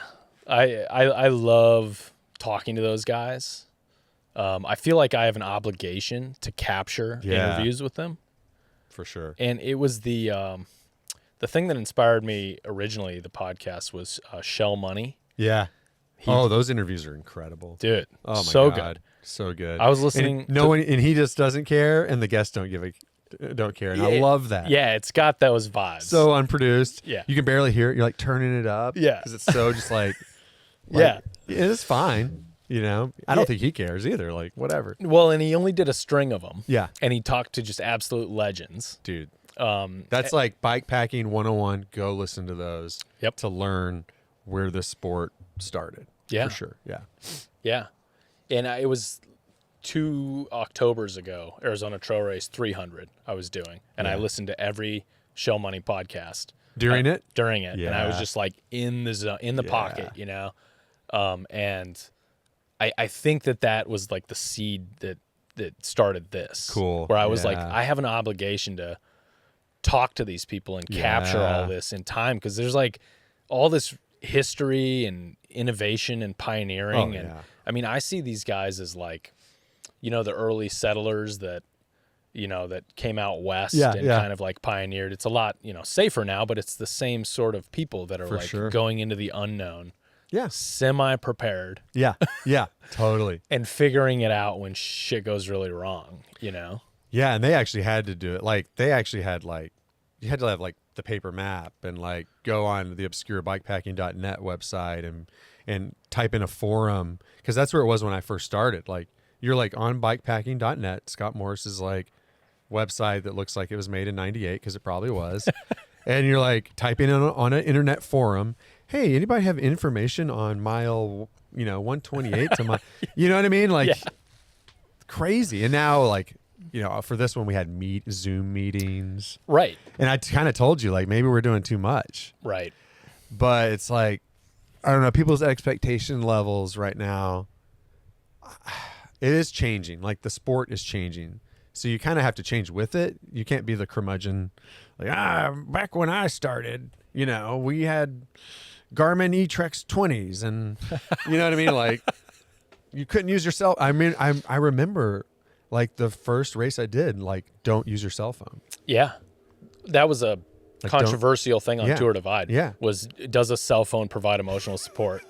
Like, and now it's like, who would ever ask someone that now? Yeah. Now you're like live. Hey, so I'm over here, Right. like going live on Instagram, Right. your fan base, like with your sponsors, and like it's totally changed. Right. So So your philosophy is kind of to find the middle between making something difficult and giving enough information that it's accessible enough. I think so. Like I want it to be accessible to new folks coming in, because there was kind of like the old white guy club. I mean, it was that. Totally. And so I'm like definitely into like everyone participating and more females and more people of color, all that whole thing. Like, please, everyone come. Let's ride this. And so I want to make it accessible, but I don't want to spoon feed people. Yeah. And I put it in Jason too. Like, I think you probably heard us talk too much about solo self-support, but like, I wanted to beat that into people's heads. Like, what is self-support? Because still people were messaging me while I was out.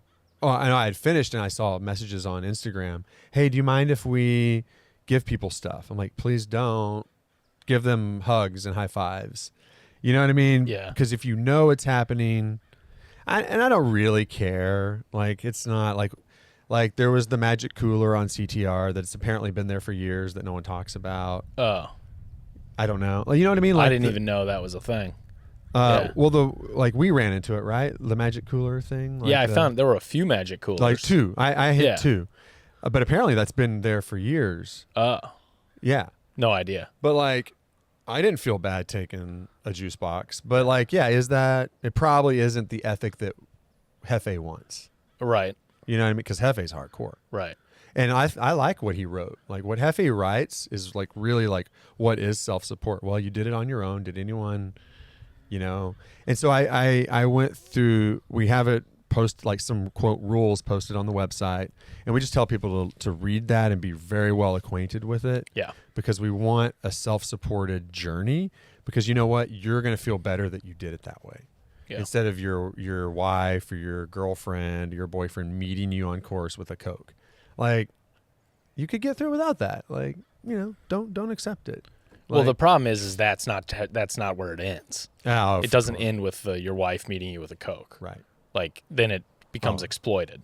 Right? Oh, totally. Yeah. Yeah. Yeah. So we really, I put a big emphasis on that because, yeah, you hear all the stories. Like, I've heard so many stories in the years I've been doing this of like, partners meeting them with like change of clothes or a whole bunch of food and like driving off and like, oh, well, that's not cool. Yeah. Like, because like, Joe Schmo's out there doing it completely self-supported, like if I went out to Arizona, did the AZT 300. I don't know anyone out there. Right. Yeah. Right. But like someone that lives in Tucson, your wife meets you with a sandwich. That's not fair. Right. It's fairness, equal playing field. Yeah. Ethic. Because we're like, that's what makes it cool. Right. Like that's what makes this whole sport cool. It's kind of like the mountain climbing approach. It's like it's not really about rules. It's about the culture, and it's about the experience. And do we want to make it like this, like rules based like sport? I don't think so. Like, it's kind of cool that it's like this rogue thing, and maybe there's no stopping it. Maybe there's going to have to be an international rules-based system. I don't really know. But I know that, like, in this ride for Escape LA that I have semi-control over, Snake's at the top, I'm not the boss, but like that we wanted to put the emphasis on self-support. Yeah. Doing it on your own. Yeah. I think if it was going to happen, like organized stuff, it would have happened in 2022, 23, right, when everything was we're on the downside. Yeah. Absolutely. I mean, it was so like 140 or 50 people registered for Pinions and Pines. Oh my gosh! In 30 minutes or something. Oh, and I remember that. We were like, oh my God, is this gonna be like this forever? And then we put all these rules in. Well, we did all these little things for the next year to try and like limit that, throttle it back. Yeah. And then it was like 60. It was like, I don't know, maybe 90 people registered the second year. And then it whittled down to, 60, the usual amount. And it kind of renormalized back to like 2019 levels. So I think that's good. I don't think this particular sport is ever going to become like what ultra endurance trail running has become. Yeah. One, because I don't see anyone like evolving into like, we're going to make this a full-time job business sort of right thing. Or like there's not enough. Like, how are you a spectator to this sport other than watching dots? And like, and I'm in the business of media. Yeah. It'd be. Well, Aerovipa did it. I know. And it takes a lot of money. So then Dude. You're talking, okay, well, if you want media and spectators, then you have to start charging participants a lot of money. Oh, yeah. To make that worth the streaming, the crew. And then you're talking about like the footprint of where this happens. And it's all like, dude, in LA, we're not doing any of this legally, right? Like, this is just a ride. That's why it's not a race. It's just like we're all hanging out, riding trails. Right. Because the moment you start calling it a race or an organized thing, right. which it's not, call Snake Plissken, then it's like, how do you get permits to do media and have spectators? And well, and that's the fundamental difference between riding and the running, is the distances. Totally. Okay, so in if the you coverage zone exactly. you're in, yeah. So because the coverage zone is so big in the same amount of time, 24 to 48 hours, right, you're going through way more land management groups and making it way more impossible to be able to actually pull something like that off, right? Yeah. So I think it's backing up against that. Yeah. So I don't think it's ever gonna become something bigger without that dynamic changing, right? Yeah, and you need money to make that happen. And I can see Tour Divide going there. I can see some of the European races going there with like Silk Road or whatever, with like the media crew becoming more of a coverage media crew. Yeah. If like but cycling brands have no money, man. That's the other component. Like, they're not going to pay for that. Right. Like, I'm in production. That's what I do for a living. It costs a lot of money to do that. And so to give the people what they would want to be a spectator sport, it costs a lot of money to produce that. Even a like kind of like marginally okay production. You know what I mean? It's still, you got to pay someone to be I can't pay someone to not sleep. Yeah. You know, like legally, like that's like, so then you have to have multiple crews and people, and like, then that's like, how many crew members do we have? Probably more than people that are actually out on course. You know what I mean? Right. Yeah. Unless it's Tour Divide or Silk Road, and then so maybe some of those could become spectator. Maybe, but that's money. Nah, dude, who's going to pay for that? I think all the eggs went into the gravel scene basket. For sure. I think that's where the money is, because that's where the accessibility is. And it's a day ride. Oh yeah, and you can go 100, 150 miles. Yeah. What the big gravel one. The Midwest one. Mm-hmm. Yeah. Unbound. Yeah. Because now no bikepackers are doing that. Those are all just racers trying to do the XL now. Yep.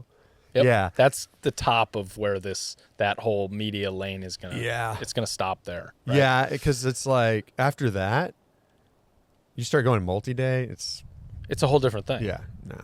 Well, and look at ultra running. The most popular distance is 100 miles. Yeah. And that's maybe, I mean, that's like 2 days of crew and support. That's like 2 days of like media people and support. Maybe in total, it's like a weekend. And how much do you pay? Do you pay to be in a 100-mile race? Like, what is like an average ticket? Maybe like $300. Yeah. Yeah. So Cocodona is like $1,700. Yeah. Dang. But you're in a 5-day event or 6-day yeah, event. and you need aid stations and dude, support. I mean, there's so much money that they're probably like making money, but not as much as people think. I bet that's at least $1 million operation. Yeah.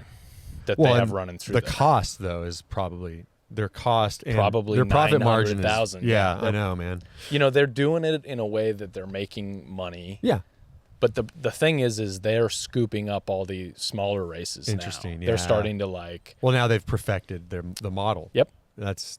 Well, and not only do they do, you know, a running race, they'll do 5 distances of a running race over this weekend, and then now they're starting to sprinkle in bike races. Yeah. So they launched like Aerovipa bike racing. Interesting. And so they'll do like on a Saturday, they'll do the running races, and on Sunday they'll do the bike races. So they're like, you know, the guy in charge, Jamil, he's went to business school, I think. Yeah. Or he was an accountant or something like that. Yeah. So he's got it dialed. He you can tell by the decisions that he makes that he's like figured out this is how we're going to make this viable. And I think like if you have a weekend to do something, because these are like more than a weekend, Yep. and like we have the traveling and cost and all that. Think about like if you're like a professional, the gravel scene is way more accessible. Yeah. Like I do some gravel races out here, and there's way more like type A like dentists out there with their complete like brand new Rafa kit on their Specialized Crux. You know what I mean? Like just like that's their A race, and they're like got attitudes. It's interesting, man. Well, yeah, and they're buying all the nutrition products that they're being advertised to. So that's the target market. Well, man. yeah. We were talking about this on the first day. Yeah. We're like, we're not the target market. We're like the cheapest human beings alive. Yeah, trying to. And then we want our gear to work like it's $1 million right investment. We do have money sunk into like the sleep kits and all that stuff and the bike and stuff, but then you've sunk all of your money into so you have no money left, and you have no money left to spend on the goo packets or whatever. Yeah, like bike packers seem to be like notoriously cheapskates. It's kind of hilarious. It's funny, like splitting hotels. Oh yeah. Oh my God! Telling me horror stories about when you should have gotten hotels on your own. Yeah. Oh yeah. That's a thing. So yeah, we're definitely not the group, and I don't think that that's going to be a problem. To go back to the original thought experiment was, I don't think that. Yeah, it's too like, I don't know. Not only is it hard, but it's got all these other layers of complexity to it that aren't going to make it a business opportunity. And I'm fine with that. I'm fine. That's where it's going to stay. Yeah. So you're still going to, I think you're going to continue year after year. We're going to see the cycle of just like the same kind of, you get every race that you run or every event that you put on, you have maybe 15% of those people that are new, and a few of those people shock the hell out of you. Yeah. And they come out and just like, oh yeah. So this guy, Jamie, that I finished with. Yeah. He's done bike touring before. Okay. Like significant touring, like Peru and stuff. Yeah. And he's done a bunch of through hiking. So, and like speed through hiking. So he's just a monster. Fast packing. Yeah. So he understands like keeping moving and like, he was like, I just wanted to come out and see what this like sleep deprivation, staying up for 2 days on a bike is all about. So he's like one of those who's just gonna like take to it. He naturally took to it, and he's the type of person that like you put these events. For me, like those are the people I like. Seeing excel because you're kind of like unlocking something in them that absolutely. I think we should be open to new people and all types of people coming in, and because there is like when I first started, there was like a club mentality, which is, it's stupid, right? Like those are stupid. Yeah. Cause we should be welcoming to everyone. Yeah. And because it just makes the sport better. But like, it's how do you not have the club mentality, but you keep the culture. I think that's what we're battling with all these, like, everyone's like, well, what about rules? And what about, you know, media and all this? You want it to be like, one side wants it to be like the club that it was, and then the other wants it to be like this commercialized. So somewhere in the middle, like making it highly accessible, but like honoring the culture that it came from, I think is where we need to land. Like, cause I want everyone to show up, because this is an amazing experience that if you like, if it sparks in your mind, you should do this. You know, if there's like an attraction, you should give it a shot, because it could be like the best thing you've ever done in your entire life. But if you want to come out and complain about, oh, it's hard and the rules and you can't, you know, then you shouldn't come. Yeah. Yeah. I think that's great philosophy, man. If more race directors or event directors or proteges of Snake could adopt that, because that's where it should head, right? Yeah.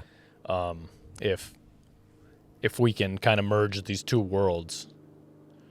Yeah, I mean, I try to like be new people. I don't know, dude. Like, some people, you can't judge a book by its cover on some of these people. That's so true. Because you're like looking at this guy or gal and you're like, I don't think they're going to survive. And then they surprise the heck out of you. Or they beat you or whatever. Yeah, like they smoke you. And you're like, whoa, where did you come from? Oh, I don't know. I just ride every night. Right. There's these like sleepers, you know? And so, yeah, it's a great philosophy, because this like polarizing feeling of those two areas you're talking about, you know, with one group being so... and it's elitist on both ends. You know what I mean? Yeah. It's really weird, right? Yeah. Yeah, it's an interesting idea. It's the problem in our entire world, right? Like, elitists on either end of any belief system. Make America middle again. Mama. Yeah, mama. I try to do mama, or have mama philosophy. That's funny. So I have to tell you really quick. I have to pee, but I have to pee too. Okay, let's take a break, and I'm going to tell you what happened when I went down that last single track bit. Yes, I can't wait to hear. All right, let's break. And we're back. We're back. We're back. And we're back. You got such a good voice, radio voice. This is Gregg Dunham signing in to the Endurance Studio. So, the end for me. Yeah. Of Backbone, right? It was Backbone. Yeah, it's like Will Rogers. Yeah, into Will Rogers State Park. Yeah, and that's like the start or the end of Backbone. The easternmost part of the Backbone Trail.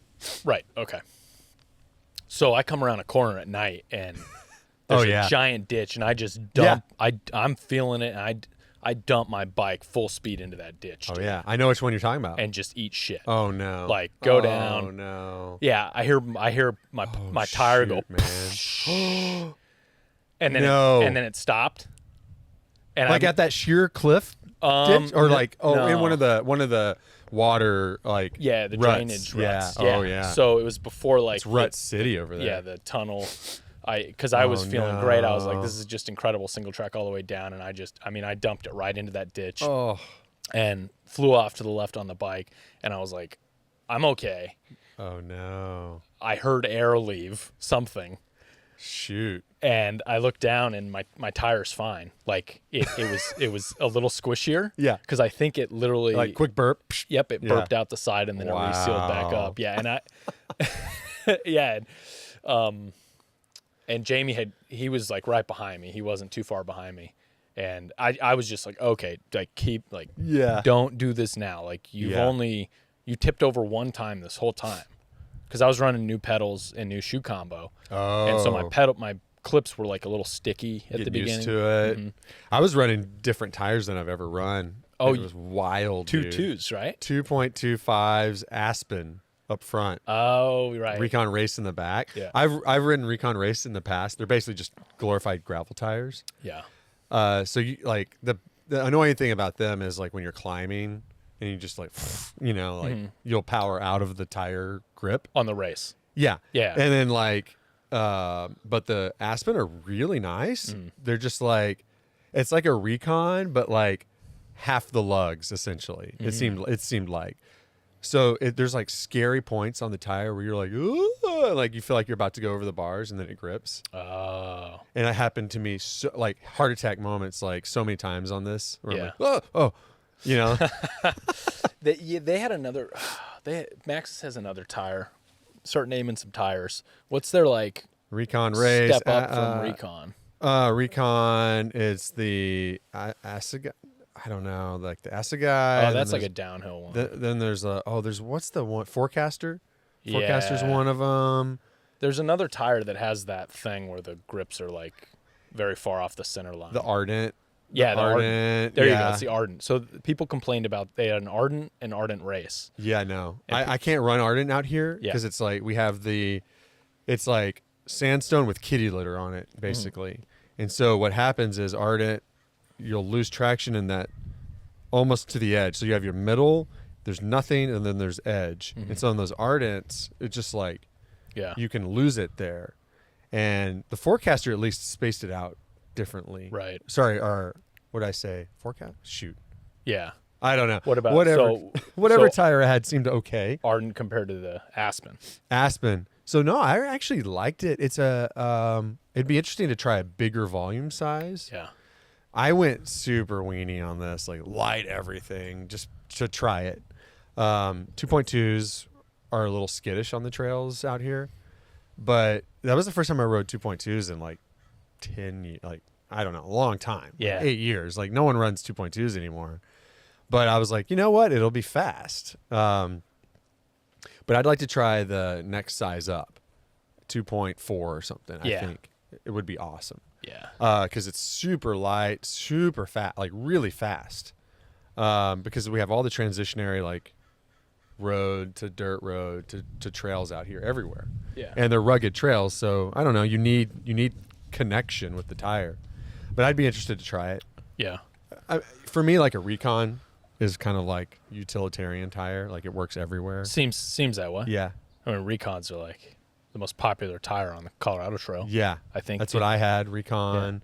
Yeah. Did you see that? Like bikepacking.com, they did like a recap of bikes, gear, tires, all that stuff for CTR, I think it was. Yeah. Neil did like a whole spreadsheet or something. Very comprehensive. I saw that. Recons were way up there. Yeah. It's like the Vittori Mezcal for the Tour Divide. Yeah. That's like 100% the tire there. The Recon for... I don't know about running a Recon in the back, though. I also have the Recon Race in the back, and I like it much better. I get the same amount of slide out with a Recon that I do with a Recon Race. Yeah, I guess it's the way... I think the way I pedal is I just mash, right? Since I can't like pull up or I don't clip in, so I'm like, I just mash. Yeah. And so I over push on like steep climby stuff, and so sliding out really annoys me. Yeah. You know, when you're like over pushing and just like, you know. Right. So the Recon Race, I had to get used to that again.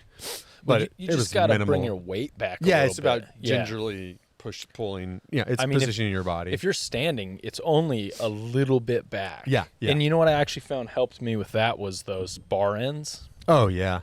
For some reason, I can get just back far enough with the bar ends. Like the Cane Creek ones or Ergon or any of those? They're Ergons. Yeah, they're like integrated. I forget the number, yeah. but they're integrated into the handle or into the grip itself. Yeah. But getting those bar ends allowed me to like stand up and pedal and just get far enough back so that I can still kind of stay glued to the ground a little bit on those climbs. So, anyway, let's reviewing the notes. Yeah, no, let's talk about. I know that your documentary, Hidden in Plain Sight, is currently doing film festival tours. Right. And when it does come out, we're good. We're good. Do you want me to grab that real quick or let it be? No. We're good. We're good. All right. If it goes, it'll just fall in the bushes. So I know it's doing festival tour right now. So unfortunately, people can't watch it. Yeah, no, it's. But when it comes out, hit me up. Yep. I'll promote it for you awesome, on this. Man. Whenever the next podcast is, I'll promote it. Awesome. So can you give us like the elevator pitch on that? Yeah, the elevator pitch is like it's a documentary about bikepacking, the Santa Monica Mountains, human endurance, overcoming adversity in your life. So I tell the story of several people overcoming adversity, and it's a story told through the vehicle of a 2-day bikepacking route out here in the Santa Monicas. And it's essentially like I moved out here and fell in love with the place, right? And again, what we've talked about already, the mind-blowing nature of the fact that it's, you have this entire trail network, quote, hidden in plain sight, like these mountains, these trails, all within a stone's throw of like the most populated area in the United States. So yeah, I mean, that's what it's about. And it's really more about, it's not like we're like in bikepacking, this is what we do and that. I mean, there's elements of that for people that don't understand what bikepacking is and, the funny things that happen. But it's like we had a whole film crew follow us, and then we weave in and out of like different character stories. So friends that I've met through this incredible sport and tell their story of overcoming adversity and dealing with things in their life, Yeah. Yeah. So that's kind of what it's about. Cool, man. Yeah. Yeah. Yeah. And that's been a passion project for you for a while to. Yeah. I'm in the industry of filmmaking, documentary, live media production, all that stuff. So and I started in the audio music side of things. So I started as an artist. Yeah. And then worked my way into the tech side of I was better at being a technician in music. So, and then I got out of the music industry and gravitated to like producing events and media. And so during the pandemic, I was like, I want to do some art project again, and for me. And it was, it spun out of control, it's like everything in life, like I'm going to do a bike ride. And then it turns into this. So it's like, I went and made a movie, but yeah, anyway, it's in the festivals, and then it'll land somewhere and we'll be able to point folks to it, and they can follow me, on Instagram to follow, or we can tell people about it, and yeah, and we'll blast it out when it's available. I'll definitely want people to watch it. I mean, I made it for people to watch, and doing the festival thing is weird. It's like, it's been fun, but I feel like it's an old method, to get a film out there. And it's really all about, it feels very self-congratulatory. Like, I did a thing. Tell me how good it is, and like, I don't need that. I want people to see it. Yeah. Like that's what I want out of this. I don't want like accolades.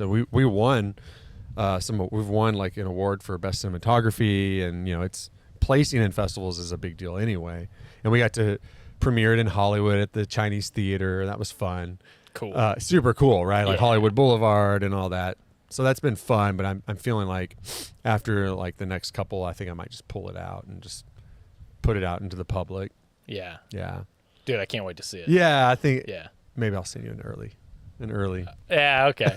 I'll definitely promote it when it comes out, man. Thanks, we'll man. promote it here, and I'll promote it on as many places as I can. But for people that want to follow, the Instagram is Hidden in Plain Sight Doc. Yeah. That's the handle. Yep. Absolutely. And then your Instagram is Gregg with 2 G's. Yep. _sees_the_world. See what I did there? Yeah, Gregg sees the world. I mean, I think you search my name, Gregg Dunham, and find it. Yeah. Cool, man. Well, anything else before we wrap up? I got nothing, man. I just thank you for coming out and experiencing. I just want to spread the gospel of how amazing these mountains are, mountain biking. So I heard, anyone that comes out here seems to love it. Yeah. So that's really what this route is all about, is exposing people to how incredible this area is. So that's all I got, man. I just want people to come out and ride this ride and hang out and have fun on bikes. That's it. And totally. do hard things and figure out what they got inside of them. And yeah, I'm glad you came out, and I'm glad we got to experience Colorado Trail together. Dude. That was a lot of fun. Dude, it's been such a pleasure getting to know you. Like, yeah, yo-yoing back and forth on CTR, and I'd seen your name around before, and I actually stumbled across the LA Bikepacking Sucks website I don't know, maybe a year ago or something. Yeah, yeah. And I started reading the like a $12 cappuccino, like the first line. And I was like, what is this? With cartoon drawing, Yeah. like our cool cartoons and stuff. We definitely don't take ourselves seriously. Who is this guy? You know? And then I met you on CTR and kind of started to get a picture of the real you, you know, and you were such a like an inspiration to me to continue moving on CTR. Oh, thanks, dude. Yeah, and just like it was just a special moment in time, you know, like that trauma bonding. Yeah. Oh yeah. That was fun. And so and dude, this route, like it's by far one of the funnest times I've had bikepacking. That's amazing to hear. It was like fast, like touring's fun or doing it with friends is fun, but this was like one of the most enjoyable races. And the terrain and it totally changed my expectations and my perception of LA. Like like completely. That's great. Like I was telling you on the way over, my mom was like, you're going to LA. Watch out for the four-legged creatures. Yeah, yeah. Actually, it's the two-legged ones you got to worry about, you know? And I'm like, I know, Mom. I know. And then I come out here and I just was like, every 10 minutes, dude, I was like blown away. Like, what? Yeah. I can't believe this. I can't believe where I am. All the way through to the end, you know? Even when I was like in the just like the thick of it. You know? Yeah, in the canal riding in the thick of it. I was like, this is badass. Yeah. This whole thing has just been badass and fun. So like if people can have the opportunity to come out here, for sure do it. Awesome. But remember, Snake is in charge. Snake Plissken, yep. Everything goes to Snake, especially anything liability. From a liability standpoint, Snake is at the top of the pyramid, right? Yep. So yeah, Greg, it's just been really fun to get to know you, and thank you for doing the podcast. Thanks for coming out. Yeah, thank you for letting me like take over your space for a little bit, and no problem. Your family and everything, and yeah, man, just like enjoy your recovery. All right. Oh, I am eating everything. So, all right, dude. Cheers. Thank you, Greg. Yep. All right, we'll see ya. See ya. I wanted to let you know a few different ways that you can support this podcast. Of course, you can like, subscribe, and share with your friends. Tell other people about it. Tell your friends and family. If you think these conversations I'm having are valuable as I think they are, share it. Send it out. Ask them to subscribe. That would be amazing. That's a free way that you can support. Another way you can support is by financially support is by becoming a member on either YouTube or Spotify. Those links are always in the description of all the videos. And YouTube members do get some extra perks like member shoutouts during the podcast, priority reply to comments, and best of all, you get early access to new videos that I'm releasing. You can also, if you don't want to sign up for a recurring membership, you can also show me your support by sending a one-time gift using what YouTube calls the super thanks feature. So when you're watching a video, down at the bottom, there's the little buttons, the thumbs up, thumbs down button. And right next to that, there is a heart with a little dollar sign in the middle, and it says thanks next to it. That is the super thanks button. So if you click that, it'll allow you to give a one-time gift, financial gift of your choice. And it's just incredible. Like seeing the support that I've gotten so far from both members and from Super Thanks is just amazing, and it is definitely allowing me to keep this thing rolling down the tracks.